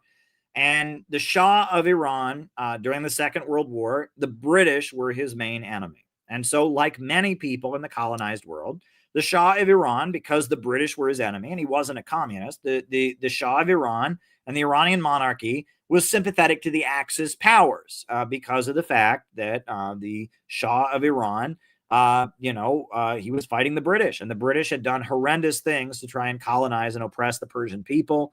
And so there were many Persians that were sympathetic to the Axis powers because the British was their oppressor. And this is something, they in Palestine too, right? The Zionists always bring up, the Palestinian cleric, the Grand Mufti, right? And how there was a Muslim leader among the Palestinians who, was sympathetic to the Nazis. Why? Because Britain was colonized by the British, right? It was the British mandate of Palestine, and the British seized Palestine and were bringing in settlers to kill them, right? And so they were fighting the British. It's not, Gandhi also made a lot of pro-Hitler statements, and that's not good. It's not correct, but it's not because they just hate Jews. It's because they're fighting the British. Like, come on, people. So during World War II, because the Shah of Iran was against the British and was aligned with the Axis powers, during World War II, the Soviet Union and Britain jointly invaded Iran. And after World War II, Iran had a democracy. They had like a democratic government, and they elected Mohammad Mossadegh. And Mohammad Mossadegh was a kind of a socialist. He wasn't a communist, but he nationalized the oil, and he wanted to have a good relationship with both the Soviet Union and with America. And so in 1953, the CIA overthrew Mohammad Mossadegh, and they put the Shah, Reza Shah, the son of the Shah who'd been overthrown during World War II, they put him on the throne as the military dictator, the Shah of Iran. And the Shah of Iran was the US-backed dictator, and he had a secret police agency called Savak. And Savak were trained by the CIA, and they tortured people. They were some of the most brutal people. That they tortured people and killed people. It was a brutal, brutal dictatorship. And people in Iran lived in very extreme poverty. It was very bad. And Savak, the secret police, were really nasty. But then in 1963, the Kennedy administration was very worried that there would be a communist revolution in Iran. And so the Kennedy administration pressured the Shah of Iran to have what he called the White Revolution. And that was a land redistribution program, and they built a railroad, and they built some airports. And so the Shah pivoted in this kind of like liberal way because they wanted to prevent a communist revolution, because a lot of Iranians were oppressed and suffering, and a lot of the Iranians in the countryside and all of that. And there was a real danger of there being a communist revolution. So, in the 60s, Iran pivoted in kind of a liberal direction. But there was always a very, very, very, fanatical religious Shia Muslim majority. I mean, the Iranians are Shia Muslims. Shia Islam is the religion of the country. And there was, a very, very fanatical religious minority. And when the Shah launched his liberal reforms, Khomeini, who was a Shia Muslim cleric who was very popular, he opposed those reforms because he was a conservative. He was a very, very religious conservative Muslim, and he opposed the reforms. So he fled the country and he went to France, and he lived in France. And Khomeini was in France, but there were a lot of people in the military. They would smuggle audio recordings, reel-to-reel audio recordings of Khomeini's sermons. And they would blast them over the radio. And there was a whole network of people in Iran who followed Khomeini, who was this very conservative Muslim cleric, right? So what happened? Well, obviously, 1968, you had the Tet Offensive, and, the USA starts losing the Vietnam War. And there's a wave of anti-colonial, anti-imperialist movements that are happening all around the world. Iran is a brutal dictatorship backed up by the United States. The Shah is torturing people. A lot of people in Iran don't like it. A lot of young people, students, are protesting against the Shah. And they're also protesting against the United States. And they're protesting and saying the Shah is a puppet of the United States, and they're being killed. And there's labor unions that go on strike and all of this. And Iran is a country that's in the Middle East, and Israel is a country that is oppressing people. And, and there's a lot of resistance to Israel. You have the 67 war, and Iran is in the Middle East. And so all of this, one thing leads to another, and in 1979, the oil workers of Iran went on strike, and there was an oil workers' strike in Iran, and it was brutally repressed, and people were killed, and there was anger in the country, and so the Shah of Iran declared a national holiday, thinking that would calm the country down. And what happened is all the people, because they didn't have to go to work, it was a national holiday, they went out and protested anyway. And people put on burial gowns because they expected to die. And they went out into the streets in big numbers saying they wanted the Shah to step down, death to the Shah, overthrow the Shah. And Ramsey Clark, who I used to work with, the former U.S. Attorney General, he went over there and he was in the streets with the Iranian people. And the Shah was forced to step down. And Khomeini, the cleric, who had fled, Khomeini, he was in exile, but over the course of the 1960s, he had changed, right? And his message originally had just been regular conservative Shia Islam. But he over the course of the 60s and 70s, he absorbed the anti-colonial movement, and he mixed Shia Islam with the anti-colonial movement. And Shia Islam has within it the traditions of standing with the oppressed. The imams were killed, right? They were martyred. Imam Ali was killed. Imam Hussein was killed. And so Shia Islam has a real emphasis on standing with the oppressed and dying for the oppressed and standing up for justice. Imam Ali said that nowhere has he ever seen great wealth without great violations of rights all around it. And so Khomeini's message shifted from simply being traditional conservative, clerical stuff. It became a revolutionary anti-colonial interpretation of Shia Islam. And he came back to Iran and he said, I'm Imam Khomeini. And that he came back, and the Iranian people, the new government, the military, all the officers of the military came over to him, and the Islamic Republic of Iran was declared in the process of, the revolution that came out of the oil workers' strike and all of that. The Islamic Republic of Iran was declared, and that's where the Islamic Republic came from. It came from Khomeini, who came back from exile, and with his anti-colonial interpretation, he called America the Great Satan, Shaitani Bezorg, and he said neither east nor west, and he said we want to wage a war of poverty against wealth, and they built a mass movement of Shia Muslims that were opposed to imperialism, Western imperialism, but also opposed to communism. And so Khomeini took power, and then Iraq was very nervous because Iraq the Iraqis are Arabs, but the majority of Iraqis are also Shia Muslims. And Saddam Hussein was a Sunni, and Saddam Hussein was an Arab nationalist. He was for a secular government. And there were a lot of Shia Muslims, fanatical Shia Muslims in Iraq, who were, inspired by the Islamic Revolution of Iran. And so Saddam Hussein was very nervous that Iran would try to spread the Shia Muslim uprising into Iraq. And so, the Arabs and the Persians have hated each other for a long time. And the USA was giving Saddam Hussein weapons and guns. And the USA basically told him to do it. Saddam Hussein invaded Iran. And so you had the Iraq-Iran war, which was an awful war in which at least 1 million people died. It was a horrendous war that went on for a decade. But during that war, Khomeini, he called for what he called a construction jihad, which was kind of like the 5-year plans, where he mobilized the people and they built what they called the Basij, the mobilized oppressed, a network of councils that exist all throughout Iran to defend the revolution, the Basij councils.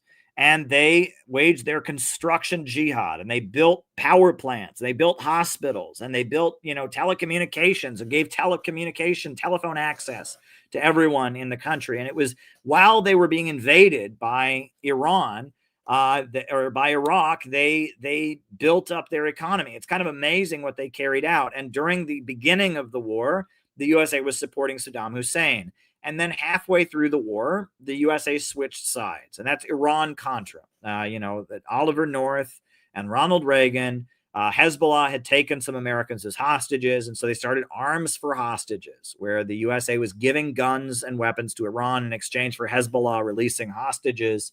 And basically, because Iraq was aligned with the Soviet Union and was a Marxist country, Iran, the USA kind of switched sides and started supporting Iran. But they never really supported Iran. And, and then we know that, George Herbert Walker Bush, he famously shot down an Iranian civilian airplane, right? What year was that? It was a commercial airline was shot down in July of 1988. And George Herbert Walker Bush refused to apologize. Iranian Flight 655, right? The U.S. Navy shot down and killed a whole bunch of Iranian civilians who were just on a plane, and refused to apologize. And George Herbert Walker Bush gave no apology for doing it. No apology. Refused to ever say they were sorry. Unbelievable. And so the USA never really supported Iran, but they were playing games with Iran-Contra and all of that. So in the 90s, Iran was pivoting closer to the United States because Iraq was their enemy. But after 9/11, after 9/11, Bush gave the axis of evil speech. And even though Iran had nothing to do with the 9/11 attacks, Osama bin Laden was a Sunni Muslim, was a Wahhabi from Saudi Arabia. Iran was named as part of the axis of evil. And, the election of Ahmadinejad to the leadership of Iran was a very big turning point. Ahmadinejad, many people see Ahmadinejad, he was like a Bolivarian in Iran. He was from a political party called the Alliance of Builders, right? Ahmadinejad, the Alliance of Builders, it was called. And he took power and he really emphasized opposition to capitalism. And a lot of Iranian communists who had been in exile were able to come home because of Ahmadinejad. Very, very interesting. And Ahmadinejad pivoted Iran into a much stronger anti-imperialist position because the USA had called them, the axis of evil. And instead they said, we're not the axis of evil, we're the axis of resistance, right? Not the axis of evil, the axis of resistance. And then Hezbollah, Iran's ally, kicked Israel's ass. And Iran has been very solidly anti-imperialist. Hugo Chavez of Venezuela visited Iran and loved Ahmadinejad.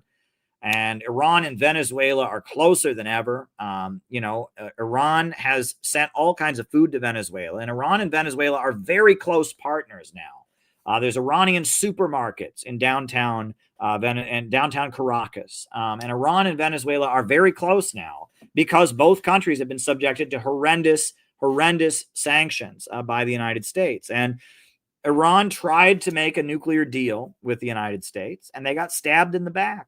And the nuclear deal, not only did the USA not fulfill its end of the bargain and murder Qasem Soleimani, the USA put more sanctions on Iran. And so Iran fully complied. Everyone agrees that Iran completely complied with the nuclear deal, but they got nothing for it. They got stabbed in the back. And so now Iran is very solidly in the anti-imperialist camp. And Khomeini, the leader of the Islamic Republic, says that America is the great Satan, but they don't mean the American people. They mean the American system. I will never forget the day that I was in an auditorium in Tehran, right? When I was in Iran, I was the only American in an auditorium of 20,000 people who started chanting "Death to America," and tears rolled down my face. It was an experience I will never forget. I was in the auditorium with the supreme leader of Iran, and I saw his face. I was about 200 feet away from the leader of the Islamic Revolution. I have been where no American has been.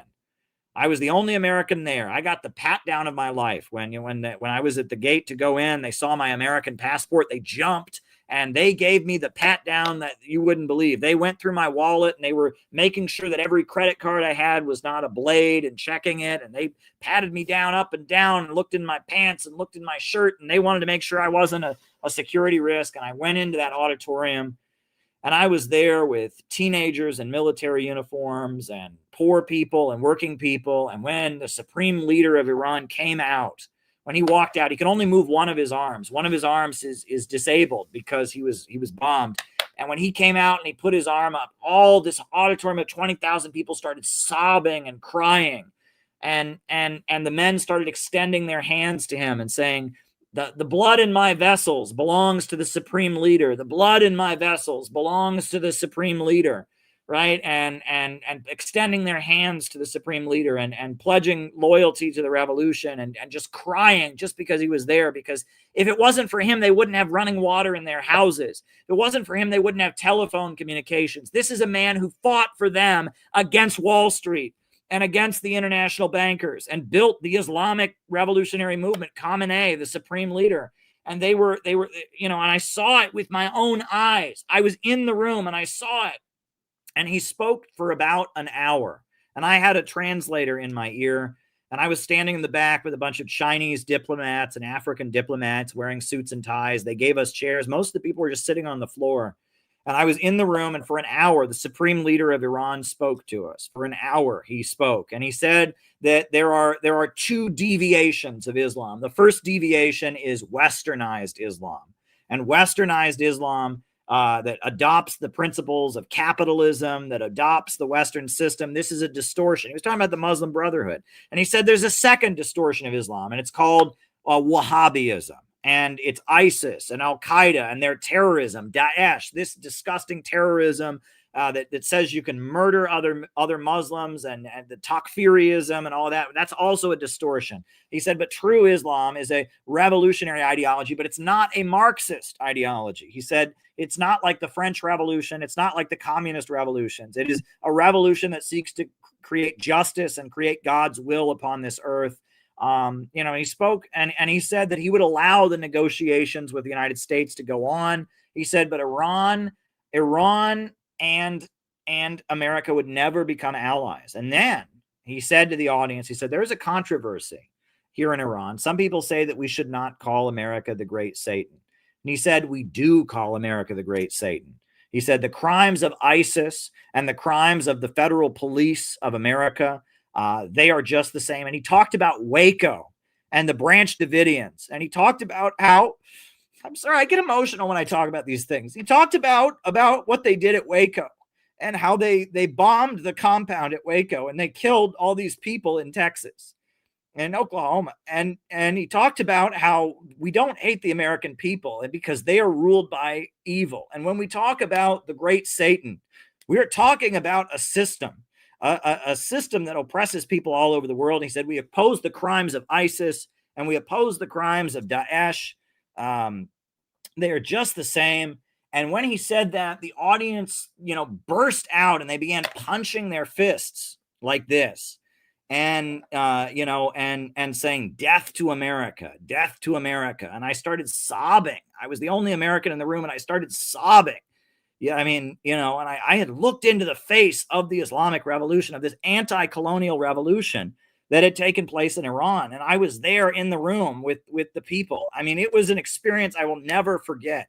I will never forget, and it changed me. And when I came back to the United States, I was not a communist anymore. I was an innovationist. I didn't know what to call it. I didn't understand it, but something in my body changed. Right? Something within me, I understood how serious this was. I understood. I had a level of understanding. I had rediscovered my Christian faith on the ship. I had reconnected with God. And then I was in the room. I was in the room with the leader of the Islamic Revolution. And I was sitting in an auditorium full of thousands of people in a country that America has been at war with. And it is something that you can't understand. And it changed me. And I am a different person. I am a different person because of what I experienced both on the ship, risking my life trying to deliver medical aid to Yemen, and also because of what I saw in the auditorium in Iran. And I am thankful that God wants to use me to do something. I don't know. My life has taken so many bizarre, strange turns, and a lot of strange things have happened. But I know that I am an anti-imperialist. I am an anti-imperialist to the end. I love my country. I love America. I love my people. And I am opposed to Wall Street. I am opposed to the Zionists and the international bankers and what they are doing to this world.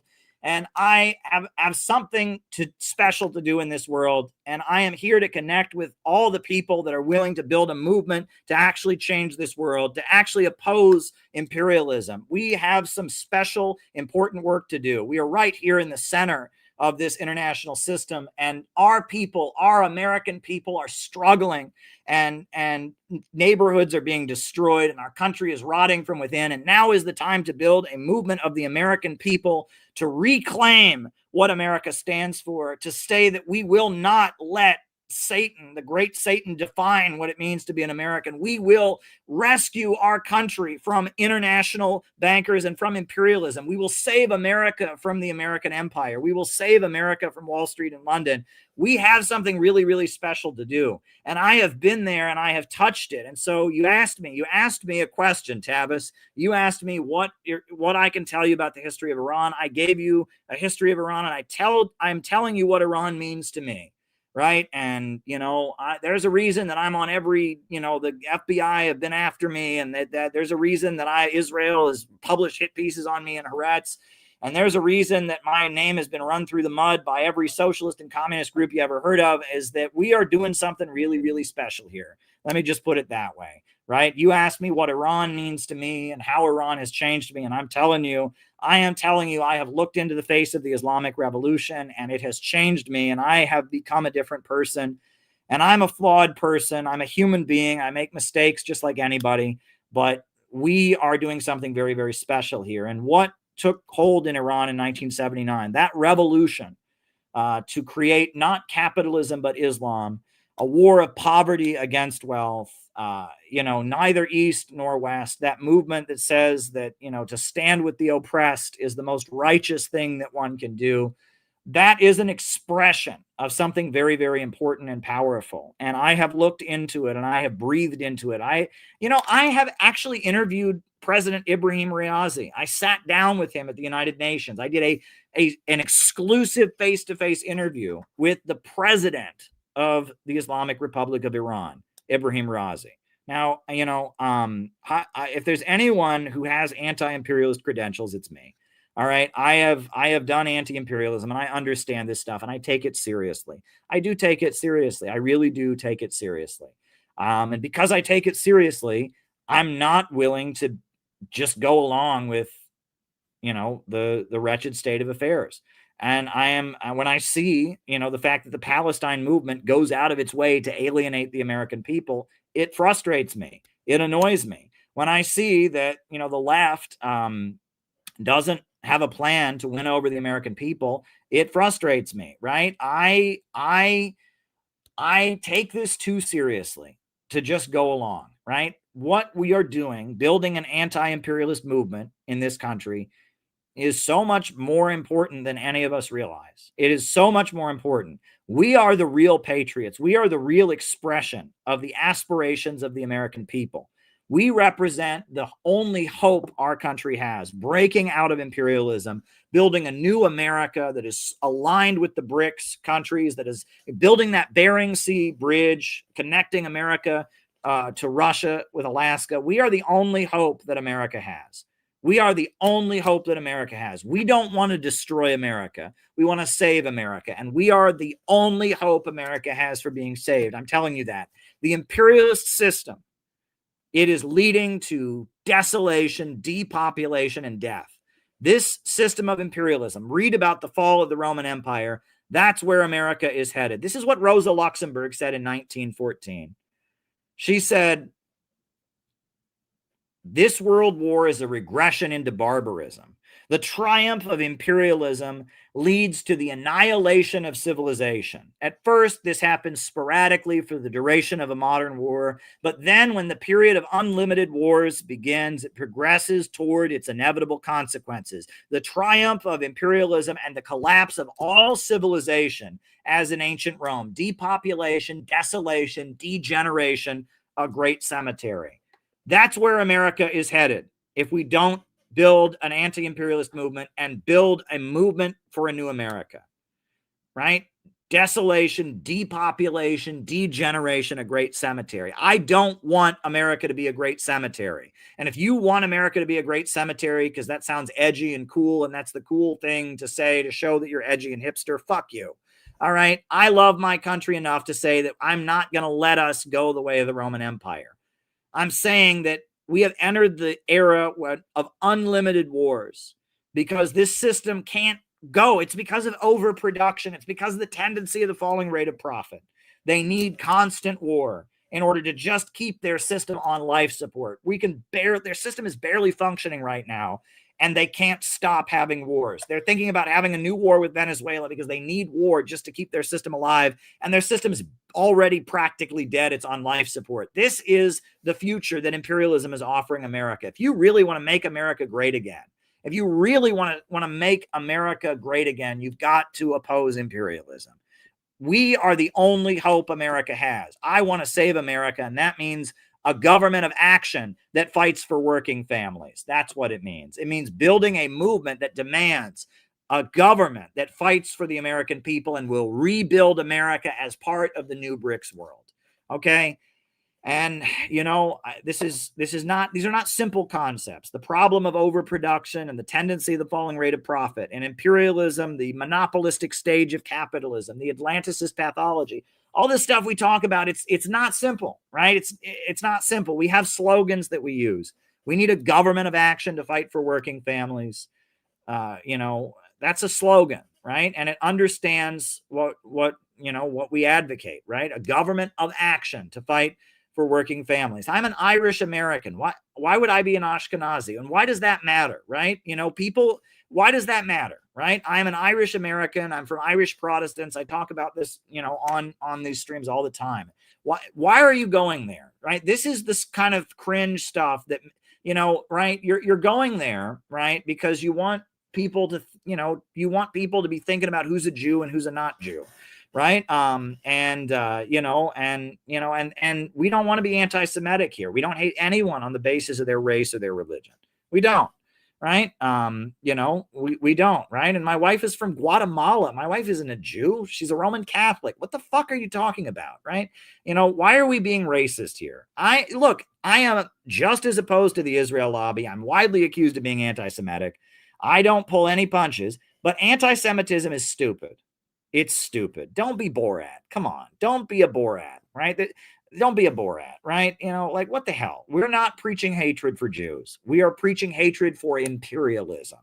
And part of imperialism is Zionism. And Zionism, the spirit of the ghetto, the belief that Jews are so special and so superior, they have to have their own country. And it's a big part of imperialism. It's anti-populism and philosophical irrationalism. And we should understand that. I wrote a whole book about Trotsky and the neocons and how, the spirit of the ghetto, the mindset, that gave birth to Trotsky's, anti-Stalinism, and the mindset that, behind neoconservatism, how there's a trajectory there. But don't be racist. Come on, don't be racist, right? We don't hate people for their ancestry, right? What if I was a Jew, right? It wouldn't matter. Is what I'm saying true or not true? Right?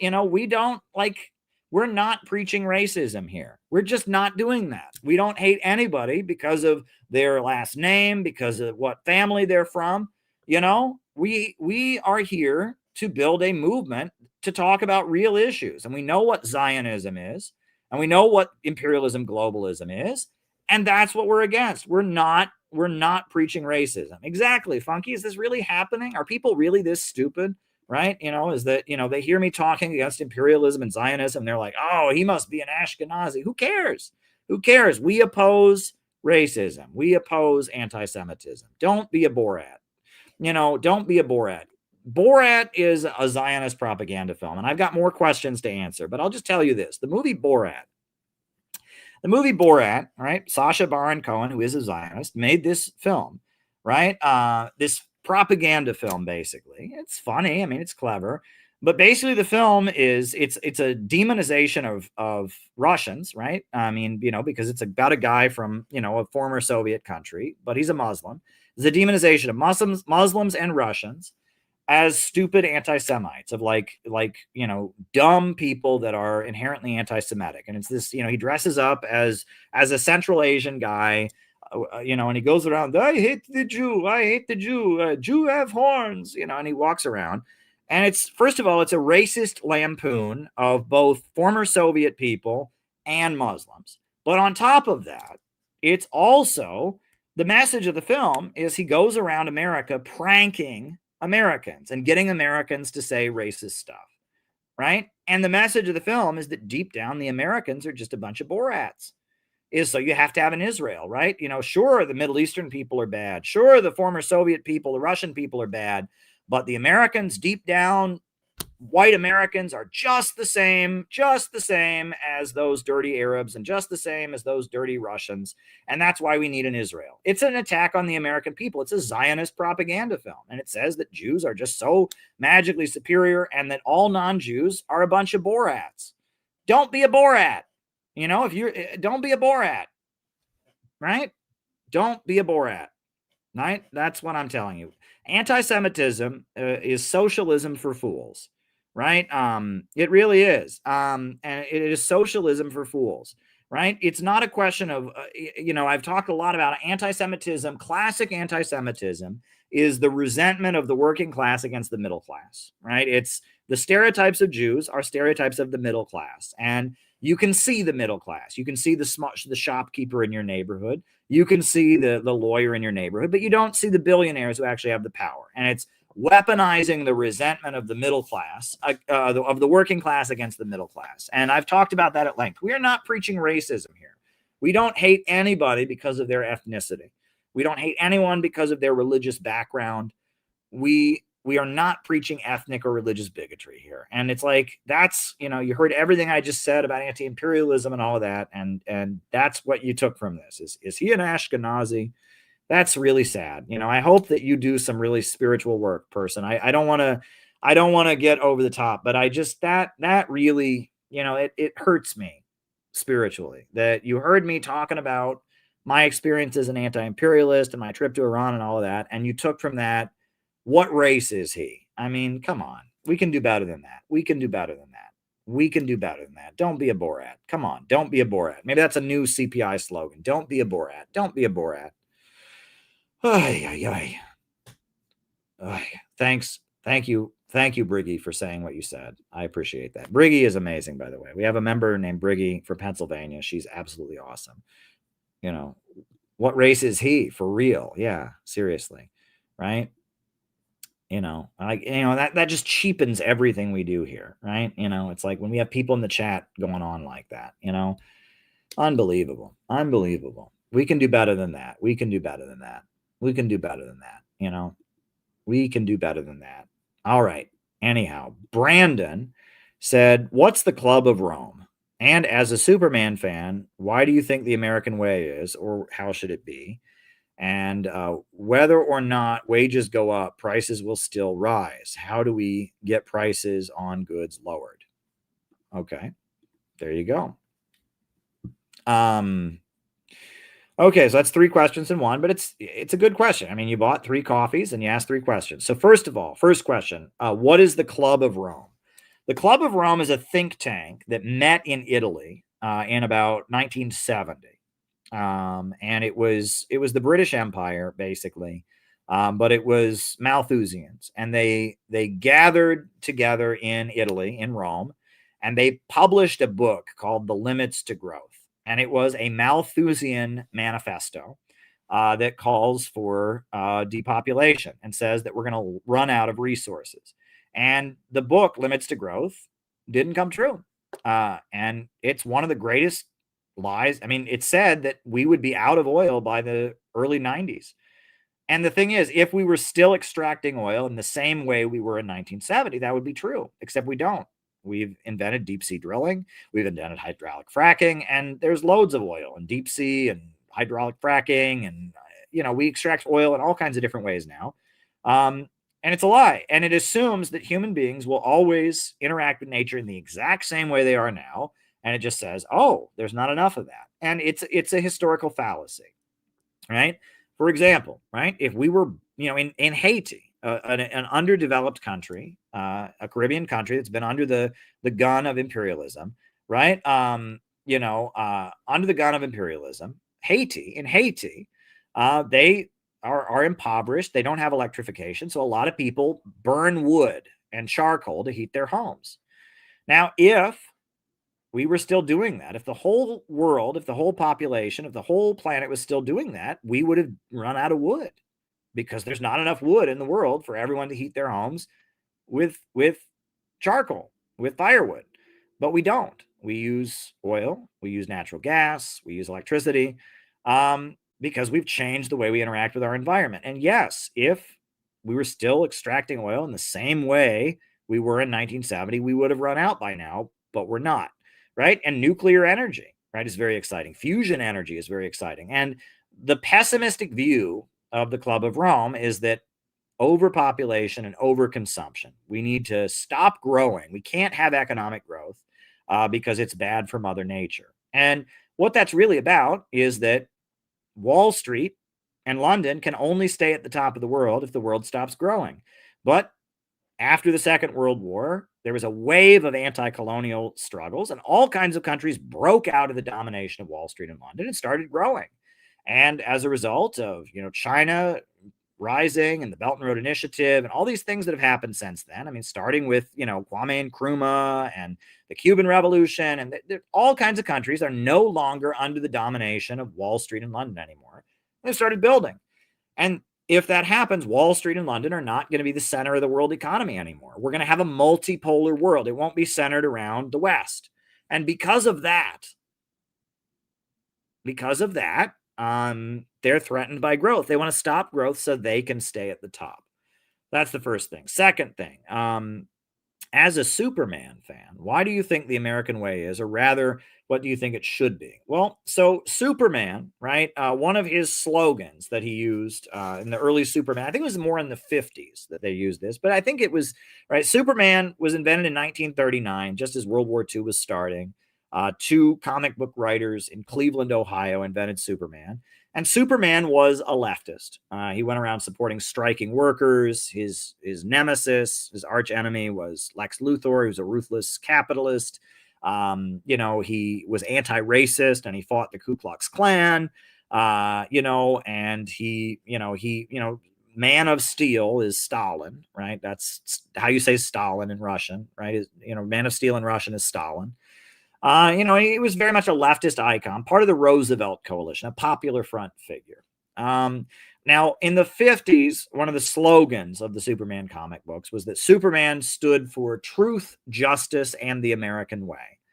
At the time, especially during World War II, that meant opposing racism, because the main theme in the Superman comic books was that the Ku Klux Klan, they were helping the Axis powers. They were helping the Nazis by sowing racial division within the United States. That was the message. So truth, justice, and the American way during World War II, it meant opposing racism. It meant opposing fascism. In the 50s, Superman was investigated by Congress. They had a whole congressional investigation of comic books, right? You want to talk about stupid, right? They had a whole congressional investigation of comic books, right? They investigated Wonder Woman, because it had S&M imagery in it, right? I guess the original Wonder Woman comic books, there's a whole bunch of like bondage and like women getting tied up and like lesbian themes or whatever. And they investigated Superman for communist ties because he's the Man of Steel, right? And so they had the comics code was created, and all the comic book writers were called before Congress to like make sure that they weren't promoting anything subversive. And so during the 1950s, I think they really, truth, justice, and the American way probably meant anti-communism.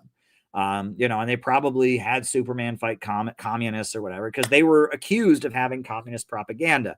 It's pretty wild, right? But yeah, they, the Wonder Woman comic books were investigated for having, sexual BDSM and lesbian feminist overtones, which I think is hilarious. But, and then Superman was investigated for being communist, and they went after Batman. It was like the stupidest thing. It was Joe McCarthy.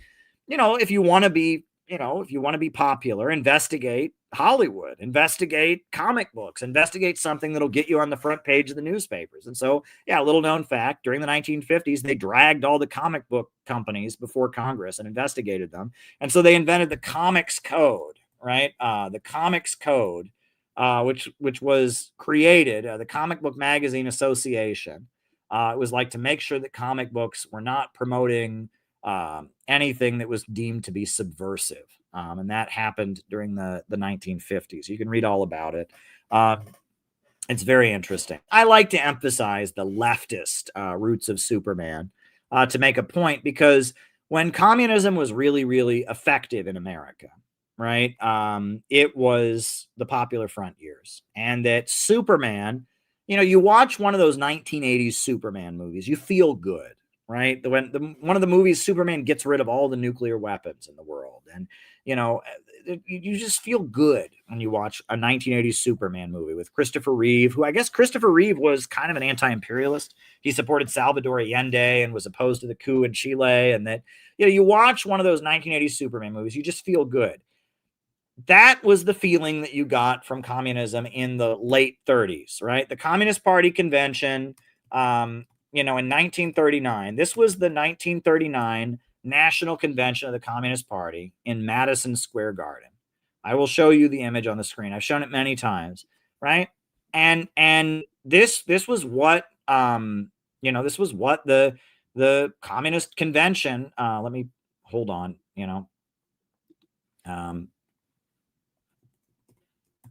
This was the Communist Party's National Convention in Madison Square Garden in 1939, right? This was the Communist Party of the United States. This is the convention that they had in Madison Square Garden in 1939, right?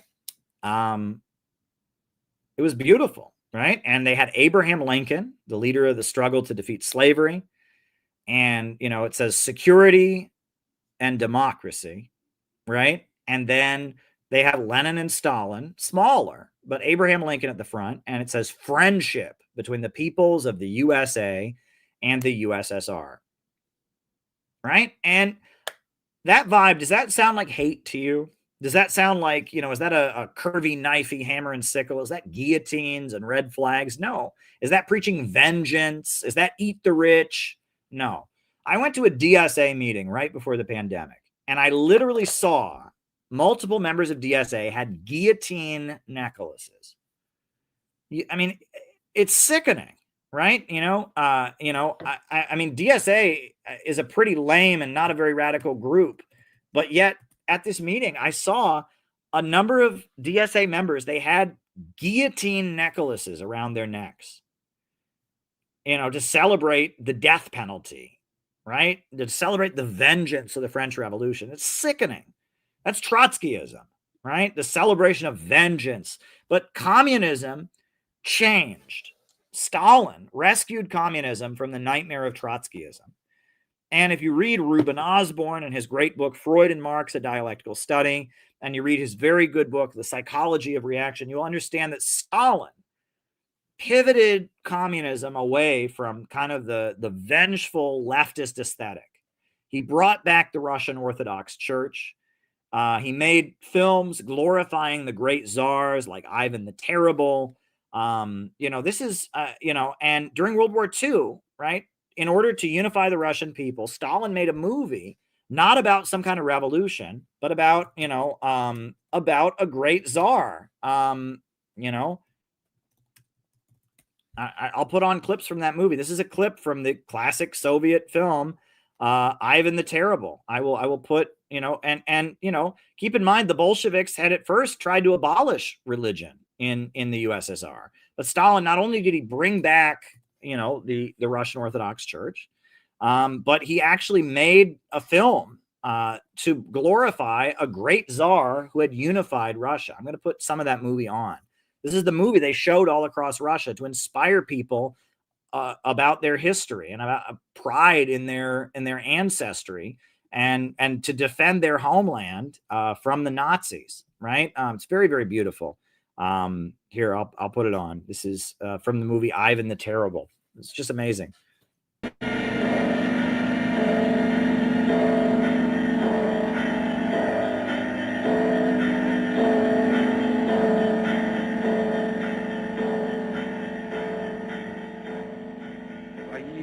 Отца и Сына и Святаго Духа. Венчается на царство царским венцом великий князь и государь Иван Васильевич. И нарекается Боговенчанным царем московским и всея великия Руси самодержцем.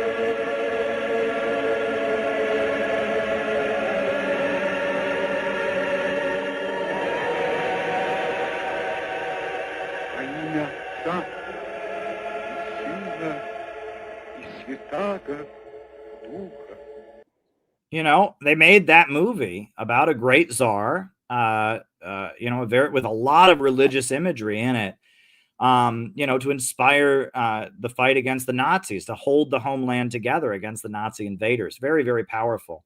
Very, very powerful. But, you know, hey, I will just show you this. I'm not going to show the whole video, but right after the special military operation was launched, we knew we had to stand with Russia. So we organized a conference in Austin, Texas. And that conference that we organized, right? What do you see there? What's behind me? What is behind me in that image? What is behind me? What is behind me? What is at the front of the stage? Lincoln. We had a Lincoln. We made a Lincoln head to make clear this is the kind of communism that we're promoting, right? That you know, I mean, we call it innovationism now, but you know, we're trying to bring back that kind of optimistic, love your brother, you know, love the homeland, anti-fascism. You know, that is the kind of communism we're aiming for. We're not, you know, we're not trying to kill and destroy. We don't want vengeance. We're not Trotskyites. We are opposed to this satanic system of imperialism, and we love our country and we love the American people. And that's what we're trying to get across. And whether or not wages go up, prices will rise. What do you think we can do to get prices on goods lowered? Well, the main, you know, prices on goods, right? Part of what needs to be done is there needs to be an adjustment of the fact that, you know, that prices on goods would decrease if the government were not subsidizing the prices, right? Because it's kind of like, you know, how the government buys a whole bunch of cheese and buries it in a cave to keep the price of dairy high enough, right? If there was an adjustment, you know, to let the prices drop naturally more, right? There's a lot of corporate subsidies that keep the prices high. And that would be my answer to that third part of your question. But anyway, those are the three people who bought me a coffee. Wow, this has been a wild stream tonight. We're well over 3 hours in, but that's okay.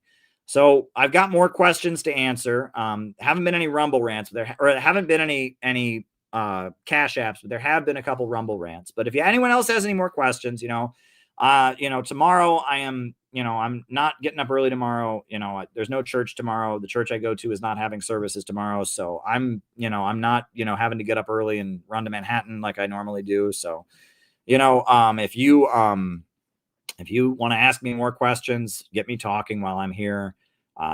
Go ahead, right? You know, Rumble rants are appreciated. But the best way to ask questions is to buy me a coffee. The whole point of our stream tonight is we are urging people. We are absolutely urging people. We are absolutely urging people to disrupt the No Kings rallies, to stand with Venezuela, crash the Democrats' party. That's what we're trying to do, right? We're trying to crash the Democrats' party, and you know, and raise no war with Venezuela. It's urgent that we do that. It is absolutely urgent that we do that. You know, it's absolutely urgent that we do that. So, okay, well, I spoke too soon. Gabby just sent a super chat, a Cash App. So we do have a Cash App. So I guess Gabby will send her question on Cash App. But anyway, I'm loving it. I'm loving what I'm seeing. I'm loving it. I'm loving it. We are going to stop this war with Venezuela. We are going to oppose war with Venezuela. Absolutely. Absolutely. Okay. Well, we do have another coffee that was bought, and this is a long one, right? African Fan says, I skimmed through the books you recommended yesterday about degrowth, but unfortunately, I couldn't find one that is effectively critical of it. Some instead support shifting away from capitalist metrics like GDP to accomplish societal goals. I'm a bit new to communism, and I may not get it well, but it seems to me that degrowth wouldn't require that a hopefully ever-increasing world population consume less than half the size of it. I'm not an environmental alarmist, but I think ocean plastics, microplastics in the brains, etc. You know, okay, so here's the thing, right? We have to be clear about what degrowth is and is not. Okay, let's be clear about this, because the degrowth people they always move the goalpost. right? They say all the same degrowth shit. There's too many people in the world. We consume much. Everyone needs to consume less. But then you point out that's Malthusianism. And then they say, oh, no. Well, you know, microplastics are bad, right? This is a hypothetical game that they love to play. Microplastics are bad. So let's say we invented a new plastic or a new material that was healthier, and we started using that. That's growth. That's not degrowth, right? And I've had people say working from home is degrowth. No, it's not. If I'm able to do the work that I would need to do in an office without going into the office because technology has advanced that much, that's not degrowth, that's growth, right? Technological advancement and using resources more efficiently to produce the same amount, that's growth. They are against growth, right? You know, growth is not using resources more rationally, right? They are against growth. And yet they play this game, the degrowthers. It's a big shell game they love to play. It makes me angry. And I'll try not to get angry here, African fan, because I know you are asking out of purely good intention. But the degrowth people, degrowth is called Malthusianism. Right? Limits to growth. There's too many people in the world. We need to consume less. We don't need to consume less. We need to consume differently. We need to use more efficient energy sources. We need to invent fusion energy. We need to invest in fusion energy research. Go to higher energy sources. The idea that growth is bad, that is a satanic idea. Anyone who tells you that growth is bad, they are trying to kill you. And it has absolutely nothing to do with Marxism. Karl Marx said the problem with capitalism was that capitalism makes it impossible to have long-term growth. And Karl Marx says, if you read Critique of the Goethe Program, the idea is to have so much growth that the very need for the state withers away, that there's so much wealth and abundance, and if, all these revolutions that I've been talking about, Venezuela, why did they break out of imperialism? So they could grow. They could abolish illiteracy. They could raise their people up out of poverty. They could increase their life expectancy. China, why did they have their revolution? So they could grow. Opposing growth is evil, and being more efficient, inventing ways of using resources that are more efficient, healthier, that's not degrowth. And as soon as you point out that what they are advocating is evil, then they say, well, that's not what we mean, and they move the goalpost, right? But no. The point is to have more economic growth, and that capitalism makes economic growth erratic and unsustainable. And we want a rationally organized economy so that human beings can soar to greater heights. We're not opposed to growth. And that degrowth is very, very dangerous. The idea that the problem with capitalism is they just want to keep growing. No, the problem with capitalism is it can't keep growing, because the more wealth they produce, the more efficient the means of production become, the fewer workers they hire, and you have gluts of overproduction, and it becomes irrational. And if you want to understand the problems of capitalism, again, I recommend reading, you can read my own work, Where is America Going? Marxism, MAGA, and the Coming Revolution. You can also read Low Wage Capitalism by Fred Goldstein. You can read High Tech, Low Pay by Sam Marcy. You can read The Future is Up to Us by Nelson Peary. You can read Dialectical Economics by Lynn Marcus. And you can read Fascism and Social Revolution by R. Palm Dutt. I recommend all of those books. Growth is not the problem. We want a higher life expectancy, a higher population, and part of growth will be using resources in a different way. For example, I use the example of the wood burning, our home, right? I mean, would it be growth if we were still burning wood? No, right? Growth is using fossil fuels, moving to a higher energy source. Like using resources in a more efficient way is not degrowth, it's growth. Okay, it's progress. So, you have to be really careful. The degrowth people are very slippery. They are very, very slippery, but there is no limit to growth, right? Right. And what you're raising, all these environmental questions, addressing them is not degrowth. Addressing them is growth, right? We address them by developing better ways of doing things, higher energy sources, etc. We can't go backwards. The solution, if there's a problem with fossil fuels, the solution is not windmills and solar panels. The solution is nuclear power. The solution is investing in fusion energy. It's not going backwards. And then wokeism. Look, woke is a word in the 70s, in the 1970s, woke referred to being anti-racist, right? And it's taken on a new connotation. When we use woke, we're referring to the reinvention of leftist politics that happened in the last 10 or 15 years. It's the culmination of a process that began with the Congress for Cultural Freedom program and the CIA and the Frankfurt School. It was an attempt to reinvent Marxism, to not be a movement of the working class to seize control of the means of production, but to instead be this kind of edgy critique of Western society and anti-populism, equating the Soviet Union with Nazi Germany and, you know, all of that stuff. That's how it started, as a distortion of leftism.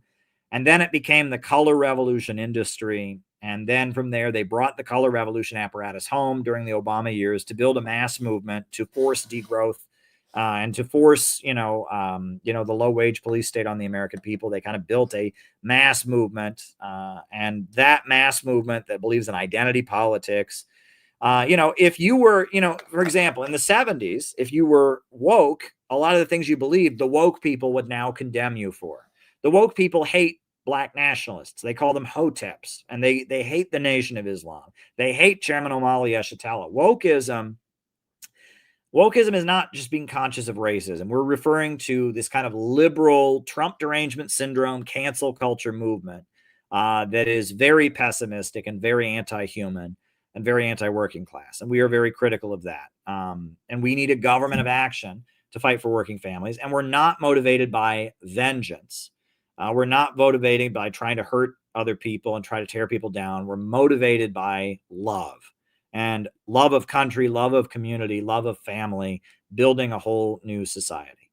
All right. So Gabby has raised her question. She said, why don't you like Jordan Peterson? I know he's anti-communist, but he talks about responsibility, manhood in a positive way. I appreciate that side of him. He's also considered pro-Zionist. Overall, I think some of his pep talks are good.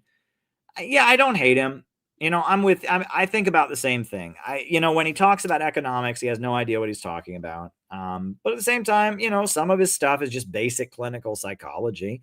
And it's good for young men to hear. I wish he would keep his mouth shut about foreign policy, and I wish he would keep his mouth shut about communism and economics. But when he's just talking normal mental health stuff, he's just a normal clinical psychologist. I don't hate that, right? Noah's right, though. It's not as deep as his followers think. He gives okay personal advice sometimes. One thing that I point out, right, if you read my book on counter gangs, that's, quite popular. I guess somebody made a review of it, and it's selling quite a bit now. And it's a section from Where is America Going? The man who invented Petersonism is Stefan Molyneux, right? Jordan Peterson was very much the approved, establishment safe version of what was already done by Stefan Molyneux. And it's kind of, I'm going to be your internet dad. I'm a man who cares about you. And, Jordan Peterson is this Canadian guy, and he's going to tell you to make your room, you see, and you shouldn't be messy, and you ought to clean your room. And he's harmless. I don't hate Jordan Peterson. I will say that when he starts talking macro theory, he says things that are, like one of the things that he says, right? One of his talk, the lobsters.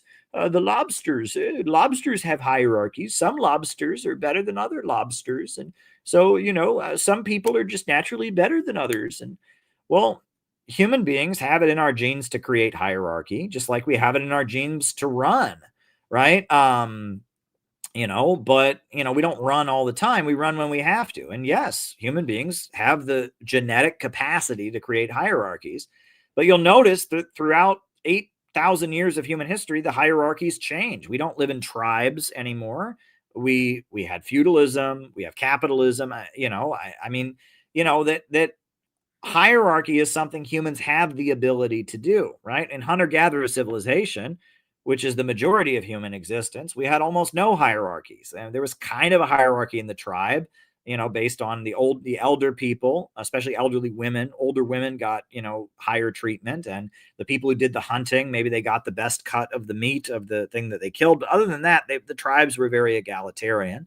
But then, with the origin of private property and landowners, and we had slavery. Slavery is one form of hierarchy. Then we had feudalism, and then capitalism is another form of hierarchy. And the hierarchies change, and eventually we want to create a world with so much abundance that there's no hierarchy, right? That hierarchy is no longer necessary. And he sidesteps the question by saying, hierarchies, they're in our genes. Lobsters have hierarchies. Well, lobsters have had the same hierarchies throughout their entire existence.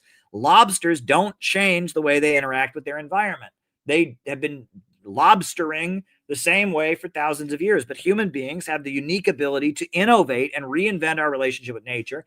And as we reinvent our relationship with nature and reinvent new modes of production, we invent new social systems, and the social systems we invent are reaching a higher mode. So, his argument that, well, lobsters, they have hierarchies, so therefore, we shouldn't try to, correct social injustice. That I just don't buy that, right? Some of his stuff is fine, but, I don't hate him. I really don't hate him. I really don't. I don't hate him. But, and I will say Jordan Peterson kind of invented, what he did was basically invented by Stefan Molyneux, but, it is what it is. So, anyway, there we go. Glad that's a good question, Gabby. All right. So Rumble rants. We got a lot of Rumble rants that have come in. All right. Or a couple. All right. What do you make of the Kucinich bill that tried to ban chemtrails? Well, Dennis Kucinich has been very much an advocate of natural health. He was critical of the vaccines and all of that. And actually, it's funny. I've loved Dennis Kucinich. I lived in his district. I campaigned for him. I voted for him. I've loved Dennis Kucinich a long time. And he was just a leftist icon, right? He was one of the most leftist members of Congress. He came out of the anti-nuclear movement. So he was the mayor of Cleveland when he was quite young, and the banks basically wrecked Cleveland because he refused to privatize the power company.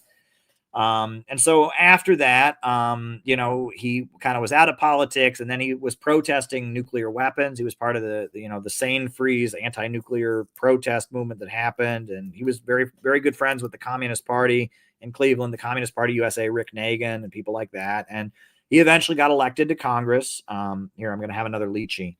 Hold on.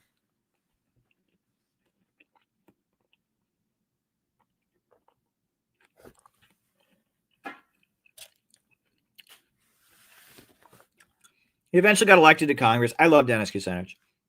And he was a Trump supporter in the last election, actually. Anti-war, friend of Tulsi Gabbard, anti-imperialist, pro-Cuba, pro-Syria, pro-Venezuela, pro-Palestine, risked his life going to Palestine. Dennis is a great guy. I like Dennis Kucinich a lot, honestly. I really do like him. And, for him, it was just basic that as a leftist, as a critical person of big pharma, he would advocate natural health and natural cures and stuff like that. And it was funny because before the pandemic, years before the pandemic, I had a roommate who was an interesting guy, and he had a friend who was an obnoxious person, a very, very obnoxious person. And I made the mistake around this obnoxious friend of his of saying, I like Dennis Kucinich. Oh no, Dennis Kucinich advocated natural cures. And I was like, so? Well, that natural cures are what parents of autistic children use to abuse them. And I was like, I'm pretty sure natural cures are like herbal remedies. Natural cures are people that, I'm pretty sure that's not what it is. No, if you support Dennis Kucinich, you support abusing autistic children. Oh, it's not science. I'm just like, may I help you? And that was the first. I heard this cancel culture, like temper tantrum against Dennis Kucinich from this woman who was an autism activist about how, about how natural cures were meant abusing autistic children. And I was like, are you fucking kidding me? Are you fucking kidding me? This is the beginning. This is the woke stuff was just starting. What we now call woke was just starting to have dominance. This very same person another a very obnoxious person, right? She said, I mentioned that I was going to a Trayvon Martin demonstration, and she said that that was racist because you're not Trayvon Martin. White people shouldn't protest for Trayvon Martin. I said, well, it's funny because Trayvon Martin's family members want people to go to that. But no, she read on the internet, and she was just one of these obnoxious people who never did any real activism, just sat on the internet calling other people racist. And, you can't support Dennis Kucinich. He wants to abuse autistic children. And oh my God, and it was this obnoxious, there used to be an app, I think it's gone now, but it used to exist called Tumblr.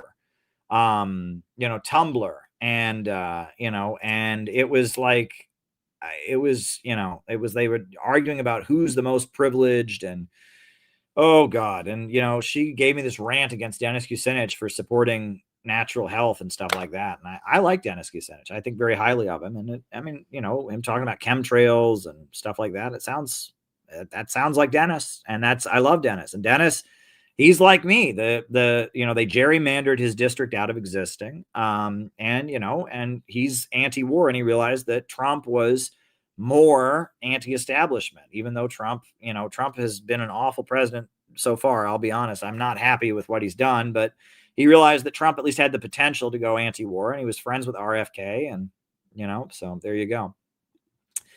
Leo Messi says Brzezinski's strategy with the Iraq-Iran war and how the USA picked up the pieces by going after Iran and Iraq during the Bush administration. Exactly. They manipulated two anti-imperialist countries against each other. There's two forms of anti-imperialism in the Middle East that have been around for a while that are both non-communist. And so they boosted both of them a little bit as an opposition to Soviet-style communism. One is Ba'athist Arab socialism, and the other is Shia Islamic stuff, right? And it's true that the CIA, to some degree or other, helped both trends, but then both trends became a vehicle through which a real anti-colonial revolution was carried out. And so then they manipulated them both against each other. And that's Brzezinski. That was his thing, is like, rather than just fight the communists, have the USA stand back and manipulate them against each other. A great way of putting it. I read the Handbook of Fourth Generation Warfare by what's his name? By William S. Lind. And he argues that the way you wage a counterinsurgency is, he says, you have to remember the story of David and Goliath. And the story of David and Goliath, it's been told for 4,000 years. Has anyone ever heard the story and said, I like that Goliath guy? No. Everyone who hears the story of David and Goliath sides with David. So how does Goliath win the battle of public opinion? Well, what he does is, instead of Goliath fighting David, Goliath steps back, and suddenly there are 5 different Davids who are fighting each other, and you can't tell who the real David is. And the Davids start being really nasty and fighting each other and accusing each other of being fronts for Goliath and being crazy, and the Davids all just start fighting each other. And Goliath just stands back and says, I don't want a problem. And meanwhile, the Davids are fighting each other, and Goliath is giving them weapons, and he's funding some of the Davids, and he's funding the other Davids, and he has fake Davids among them. And, and Goliath is just standing back saying, look, I'm not doing nothing. The Davids are fighting each other. Isn't that shitty? Maybe I should just be in charge, right? These Davids, they don't know what they're doing. They're fighting each other. They don't know what they're doing. That's how you wage a counterinsurgency, right? That's how Goliath wins by default, is you create 7 different Davids who fight each other, and Goliath looks like he's not the aggressor. That's the Brzezinski strategy. That's counter gangs. And that's what they're doing around the world. And that's what they did, Kampuchea. The USA pulled out of Vietnam, but then the USA secretly funded Pol Pot, who called himself a communist, to attack Vietnam. And then China attacked Vietnam to support Pol Pot. And, and you had a whole bunch of communists killing other communists. In the Middle East, you had Iran and Iraq fighting each other. Right? In Europe, you had the communist parties that were aligned with the Soviet Union, but then you had the Baader-Meinhof gang, and you had the Red Brigades in Italy killing each other, and you had all this chaos, and you had Euro-communism, and these communists that were cutting ties to the Soviet Union, and the CIA funneled all its money into the communists, and communism got so confusing. By the time the Soviet Union fell, barely any of the communists in Europe supported the Soviet Union anymore, because they got so confused and mixed up, and the Red Brigades and the, you know, and the Baader Meinhof and Euro communism, and communism got so muddled and confused in Europe. That's how they do it, right? Right? That's the game of the imperialists, right? That's the game that they play. You know, so just wanted to share that with you all. That's the Brzezinski strategy, right? And that's the years of lead. And that's what they're trying to do in America to anti-imperialists, right? And that's what they're trying to do. They want all the anti-imperialists fighting each other so they can stay at the top, right? And that's why they're trying to foment a violent years of lead in America. And that's why I came out swinging against celebrating Luigi Mangione. All right, next question. Next question. All right. Wow, we're going pretty late. This is, you know, we might even hit 4 hours tonight. That's okay. We can do that. My voice might give out. Trury met with investments from the Belt and Road, the BF Forum. What's the BF Forum? BF is safe, reliable investment. Are you talking about the Belt and Road? Like, what's the BF Forum? What is that? I don't know what that is. Okay, the BF Forum. Western imperialism boasts of defending civil liberties, considering this as a false, how to balance the needed direction for dictatorship towards socialism with democracy in the global neoliberal South. I don't know what you're getting at there, Juanita. That's kind of strange. I believe in freedom, but freedom is based on development, right? You can't have freedom when a country's in poverty, right? No one anywhere in the world talked about human rights or civil liberties until like this, the 1400s in Europe. And why was that? That was because of the fact that we had not reached the level of development to facilitate that kind of freedom. Freedom is directly tied in with the question of development. Human rights are not an abstract question. Human societies organize themselves differently based on different conditions. Okay, now Anthabasca says the use of dual citizenship has been to capture U.S. institutions. The internationalist has no allegiance to the USA. Politically, they can revoke dual citizenship for the sake of many. Well, a lot of people are pointing out that there are a lot of Israeli dual citizens in the government. That's being pointed out. That's a trendy thing to point out right now. And that's true. I'm not sure about getting rid of dual citizenship. I'm not entirely opposed to dual citizenship. A lot of countries don't allow it, though. China doesn't allow it. In China, you either have a Chinese passport or you have another passport. You can't be both. And some countries don't allow dual citizenship. America does allow dual citizenship. I'm not inherently opposed to it, but you know, the idea that if you're a dual citizen, you can't run for office, that I wouldn't be, that makes sense, right? Why should you hold office in America if you're a dual citizen in another country? Right? Generally, you cannot serve. They actually have a law. You can't serve in the military of any other country except Israel. That's ridiculous, right? You lose your citizenship if you join the military of any other country in the world except Israel. I mean, that is beyond me. That's crazy. So, you know, there you go. Leo Messi says, my mom is active in the online autistic and neurotypical spaces. Oh, that's interesting.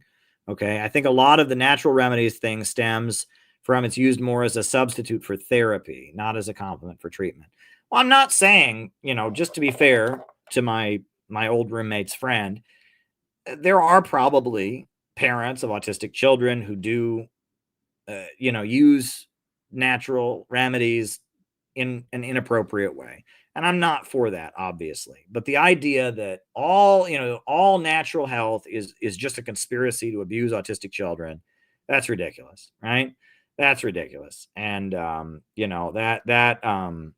I heard that from my old roommate's friend, I was just like, are you shitting me? Right. So I'm not allowed to like the best anti-war voice in Congress because he advocates natural medicine and you think natural medicine is a plot against autistic people. But you're right. I mean, I'm not saying that she's not pointing to something that possibly goes on, right? I mean, I think that probably does happen. There are probably parents of autistic children who use natural cures in an inappropriate way. I mean, there you go. There you go. This person was very obnoxious on many, many different levels. It was pretty wild. It's wild. Wild things happen. I've been a lot of different places. I've lived with many different people in my life, and I've been to many different countries, and I've done all kinds of stuff. And they have gone through my life to try and use it all against me, and they have failed. I'm still here. I'm still standing. So there you go. All right. What do you think of LGBTQ plus and the continuous search for transhumanism and posthumanism. Also Trump's target of DEA, and that's from African Fan. That's another coffee. Well, I am not opposed. People have the right to be who they want to be, right? And I mean, if people, who am I to judge, right? I think that we live in a culture that is deeply unhealthy. It's deeply over-sexualized and pornographic. But as a result of that, a lot of people develop issues, right? And I don't accept. Well, I'm not even going to go further than this. I'm just going to say people have the right to be who they are, and that I don't think the government should tell anybody how they should be sexual as long as it's with consenting adults. It's not our business. That's always been my position, by the way. I think gay marriage should be allowed because we don't have a religious government, right? And I also think that, abortion should be legal because we don't have a religious government. We have the separation of church and state, and that in America, the government doesn't tell you how to run your sex life unless it's, against someone who's not consenting, or unless it's against a child or something like that. Your sex life is your business. And we don't have a religious government that's telling people how to live their lives. And that's that. Now, that's always been my position, is that if you want to be gay, that's your business. If you want to be trans, that's your business, right? If you are an adult and you feel you're trans and you want to have surgery to be trans, why should I stop you, right? Now, whether that happens to a child or not, there's some questions there. Should that happen to people under the age of 18? That's a fair question.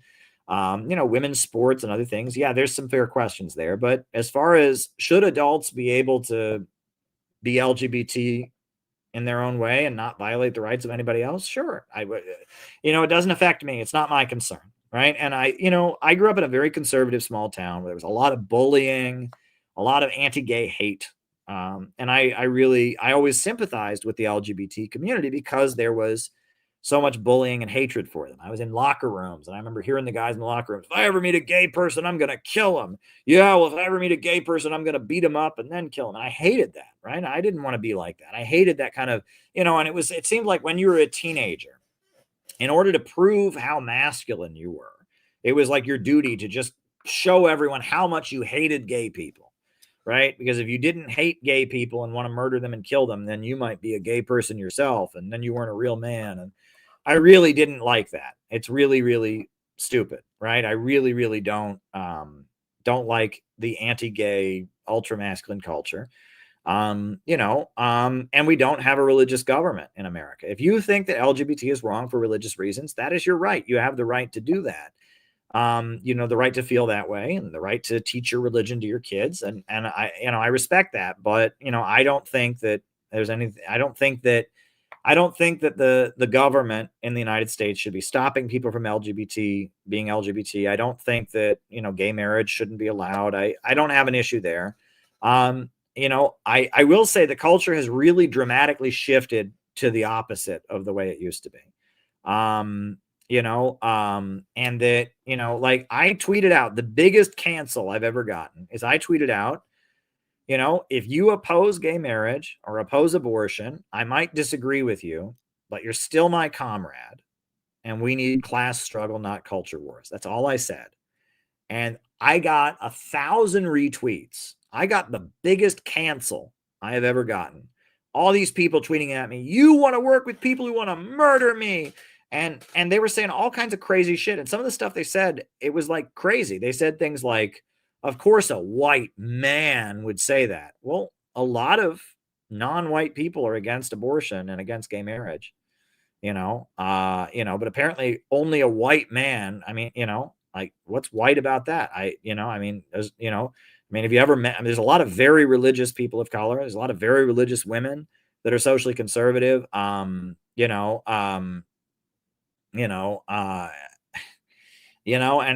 all I said was, I disagree with that. I do think that, I think abortion should be legal. I do think a gay marriage, I don't have an issue with it, whatever. But it's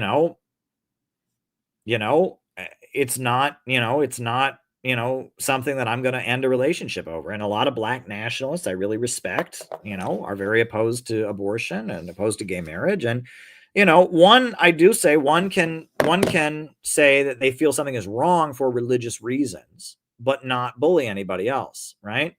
Right, and that's the thing. I don't believe that we should impose a religious agenda on anybody, because this country, we have separation of church and state. That's what I believe, and that's what I've always said. And that position used to make me a leftist, and that position apparently makes me far right now in America. By saying that African fan, my position has always been the same, right? Which is, people can be who they are. We shouldn't have this stuff imposed on them. And in my lifetime, my position has never changed. But that position has taken me from being on the far left to being accused of being on the far right. I don't know how that makes me on the far right, but apparently it's just common knowledge that I hate gay people and I hate trans people and all of this. And I've been canceled because I'm friends with Jyoti Brar, a communist in Britain, who thinks that, is very critical of the trans thing. And I interviewed her and just let her state her position, and got, it was Thought Slime made this big video about how I'm a transphobe and I'm a white supremacist. And I've been totally canceled. My position is just the same, which is, you have the right. People should be able to be who they are, but I'll work with people who disagree. That's always been my position. And that position put me on the far left when I was in my 20s. And now that position has gotten people accusing me of being on the far right. So explain that one. I don't know how it works, right? Your sex life is none of my business. My sex life is none of your goddamn business. And whatever you do with consenting adults is not my fucking business. Okay. Whatever goes on in your bedroom and your marriage and your relationships, not my business, right? If you molest a child, you should go to jail, right? If you rape somebody or sexually assault somebody, you should go to jail. But, if you do something with consenting adults, it's not my goddamn business. Now that we know more about the vaccine, how would people go about suing Pfizer? How does that work? I have no idea, Gabby. That's a good question, and I have no idea. I am angry. I'm angry that I'm vaccinated. I'm angry that I got so sick from being vaccinated. The second shot made me barf and puke, and it was not good for my health. I'm angry that they locked us down when they shouldn't have. I'm angry that people got their social media accounts taken down and got banned from Facebook because they said things that were medically true. I'm angry they lied about ivermectin. I'm angry about all of that. I'm furious. And at the time, I didn't know what to do. I knew something was off. And honestly, I still don't know what to make of it exactly. Right? There's not anything that can really explain it. One thing that I've heard is that the U.S., the capitalist economy was going to crash. And rather than have it crash naturally, they had a controlled demolition, right, to stabilize the global economy, right? And that basically they put out, we're going to have lockdowns, and the lockdowns destroyed many lives.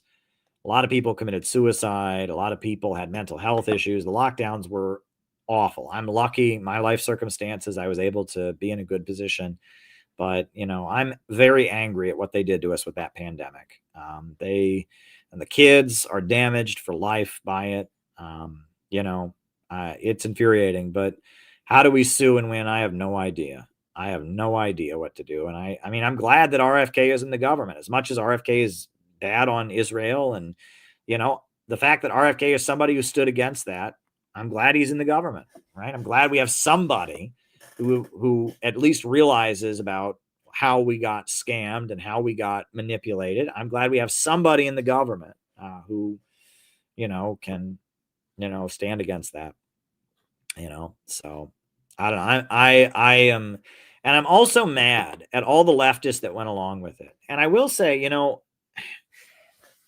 one thing I've noticed about like obnoxiously woke people, right? I guess this is on the internet, right? Some idiot. I went to a restaurant with a few friends in Illinois, and the waiter was a Vosh fan. And so he made a Reddit thread about, I waited on Caleb Maupin. And it took me a long time. I was like, who the fuck was our waiter, right? And then I remembered why I couldn't recognize the waiter. He was wearing a mask, right? This Vosh fan, this asshole cancel culture guy who who waited on me in a restaurant and then felt he needed to make a thread on Reddit about it because, Caleb's bad. I heard about him on the internet. Right. And I was like, what did he look like? And then someone reminded me he was wearing a mask. That's why I couldn't remember what he looked like. And it's like, why the fuck are you wearing a mask to be a waiter in a restaurant in 2025? And I've noticed that there's something about like very, very, very obnoxiously politically correct, woke, cancel culture people. They're still wearing a fucking mask. Right. And I understand if you need, if you're at a protest and you don't want to be doxxed. I know a lot of the Palestine people wear masks because of that, and I respect that. And I know, people wear masks for different reasons, but like every so often I'm on the train and I'll see a group of like pink-haired people and they're all wearing masks. And I'm just like, what the fuck is wrong with you guys? What the fuck is wrong with you guys, right? We now know that the masks were not what they told us. We now know that that was totally like all the information is there. Why the fuck are you still wearing a mask? Right? Yeah, it's one thing to wear a mask if you're working in the medical profession. Medical masks have been around for a long time, but like when I see, and they're always like obnoxiously woke in every way, and they're wearing a mask, and I'm just like, really? And it's, I don't know. And on some level, you want to feel sorry for these people. They're victims. And it's like they're on the internet being traumatized and scared constantly. The internet is scaring them and traumatizing them and manipulating their trauma, right? There was a thing going around, right? I'll tell you for a while. I don't want to get too negative here, but like, there was a thing going around, and it was like claiming that if Trump won the election, transgender people were going to be executed. Like, what the fuck? And it was like based on the fact that like some like Trumper bro influencer tweeted out, yeah, I want to kill trans people. And it was like the trans internet is full of traumatized, bullied people who've had a hard time. I really do feel sympathy for them. I don't hate trans people. I really don't. I know it sucks to be them. They've got a shitty situation that they're in. And, but a lot of them withdraw into the internet, and there are all these trans people who literally believed that if Trump won the election, there would be trans genocide. One of them is somebody I used to be in the Workers' World Party with. And, this person, I guess, has become trans and is now a woman. And he literally wrote an article. She literally wrote an article. Like, oh, if Trump wins, there's going to be, public executions of trans people. Are these people brain damaged? But no, they're just chronically online. And their trauma, the internet is traumatizing them. They want to kill you. You're going to die. You're going to die. You're going to die. And so, of course, they're still wearing a mask and they're, having a meltdown and sobbing because Trump won the election. And, it's called psychological operation, psychological manipulation for a reason, right? It's, scaring people, manipulating them. This is what we're up against, right? And this is why the Khrushchevism book is so important. Right. This is why, what we're doing, building a real community in CPI to carry out real operations is so important. Right. We've got to push back. There's never been the level of psychological manipulation. They want no one to have a superego. They've created an Oedipal libidinal culture, amping up people's fear and terror, traumatizing them. Right. Social media is toxic, and we have got to build an in real life community, and we've got to revive the superego. And we have got to build a community of solidarity to carry out real operations to build anti-imperialism. Thank you. I do a lot of writing, and I'm proud of what I do. All right, folks, it's been 4 hours. We just hit the 4-hour mark. Oh no, we didn't. Right? We still have 1 minute until we hit the 4-hour mark. Right? We're actually approaching the 4-hour mark. This has been a long stream, but it's been worth it. And I love you all. I hope my voice recovers and then I can do this tomorrow night. I'm going to sleep tomorrow because, like I said, I'm not getting up for church like I do on most Sundays because there is no church tomorrow, which is for the best. It gives me a Sunday to rest. I might be traveling next week. Oh, big announcement. Well, not big announcement, like announcement. So it looks like, hypothetically speaking, I do have Twitter, Real Caleb Maupin, at Real Caleb Maupin on Twitter, right? At Real Caleb Maupin, right? Very good chance I'll be traveling next week, all right? I'm supposed to leave Tuesday. Details are still being worked out. So what we're doing is we are planning to have a call-in show, that will take place on Monday, where if you have a webcam and you want to talk about anything, you can come in. It'll be an open phones show where I'll post the studio link in the chat and you can come on. So if you want to come on and ask me or talk to me about whatever's on your mind, I'm going to do a call-in show on Monday night before I leave. So there you go. Oh, well, the African fan bought me another coffee. He said, what about post-humanism, transhumanism? I'm very opposed to the oppression of LGBT people, but I got intrigued. I don't think we should monitor sexes before entering toilets, but also the perpetual physical change, identity theft, and identification. I know a lot of people are concerned about, transhumanism, mixing our bodies with machines and all that. And that's a particularly spiritual thing. Alexander Dugin talks a lot about transhumanism. I really don't know enough about it. I mean, my general feeling is that, if a pacemaker can make somebody's heart work better, what's wrong with that? Right. If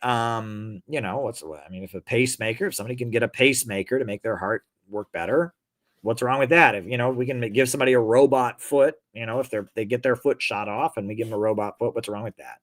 But I know people are concerned about, the spiritual implications of this, mixing human bodies with machines, what that ultimately means. And it fits into people's concerns about AI and all of this. And that's just not a rabbit hole I'm ready to go down. But I recognize that concern exists. And, I'm glad you asked me about that. I think AI is good. The problem is that it's operated to maximize profits. The problem is the irrational profit motive and the fact that we have a system where self-driving cars would lead to mass poverty instead of being a great gift, that the chore called driving is no longer necessary. Labor-saving technology should be good, but in our irrational economic system, it's not. And that's a problem. That's my feeling on that. All right, we've hit the 4-hour mark. I've answered all the questions, and I'm going to put on the closing music, and I'm going to say goodnight for now. But I'll be back tomorrow night, most likely. And Monday night, 9 p.m. Eastern time, I'm going to do an open phones show where you're able to call in. So if you want to hop on the stream, it'll be an open phones show before I leave town. Dare to struggle, dare to win, everybody. Much love. Talk to y'all soon.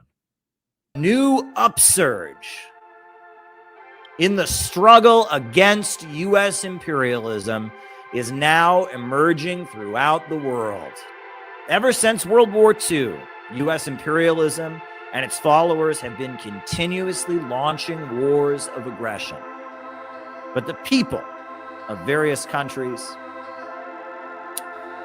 have been continuously waging revolutionary wars to defeat their aggression. And while the danger of a new world war still exists, and the people of all countries must get prepared, revolution is the main trend in the world today.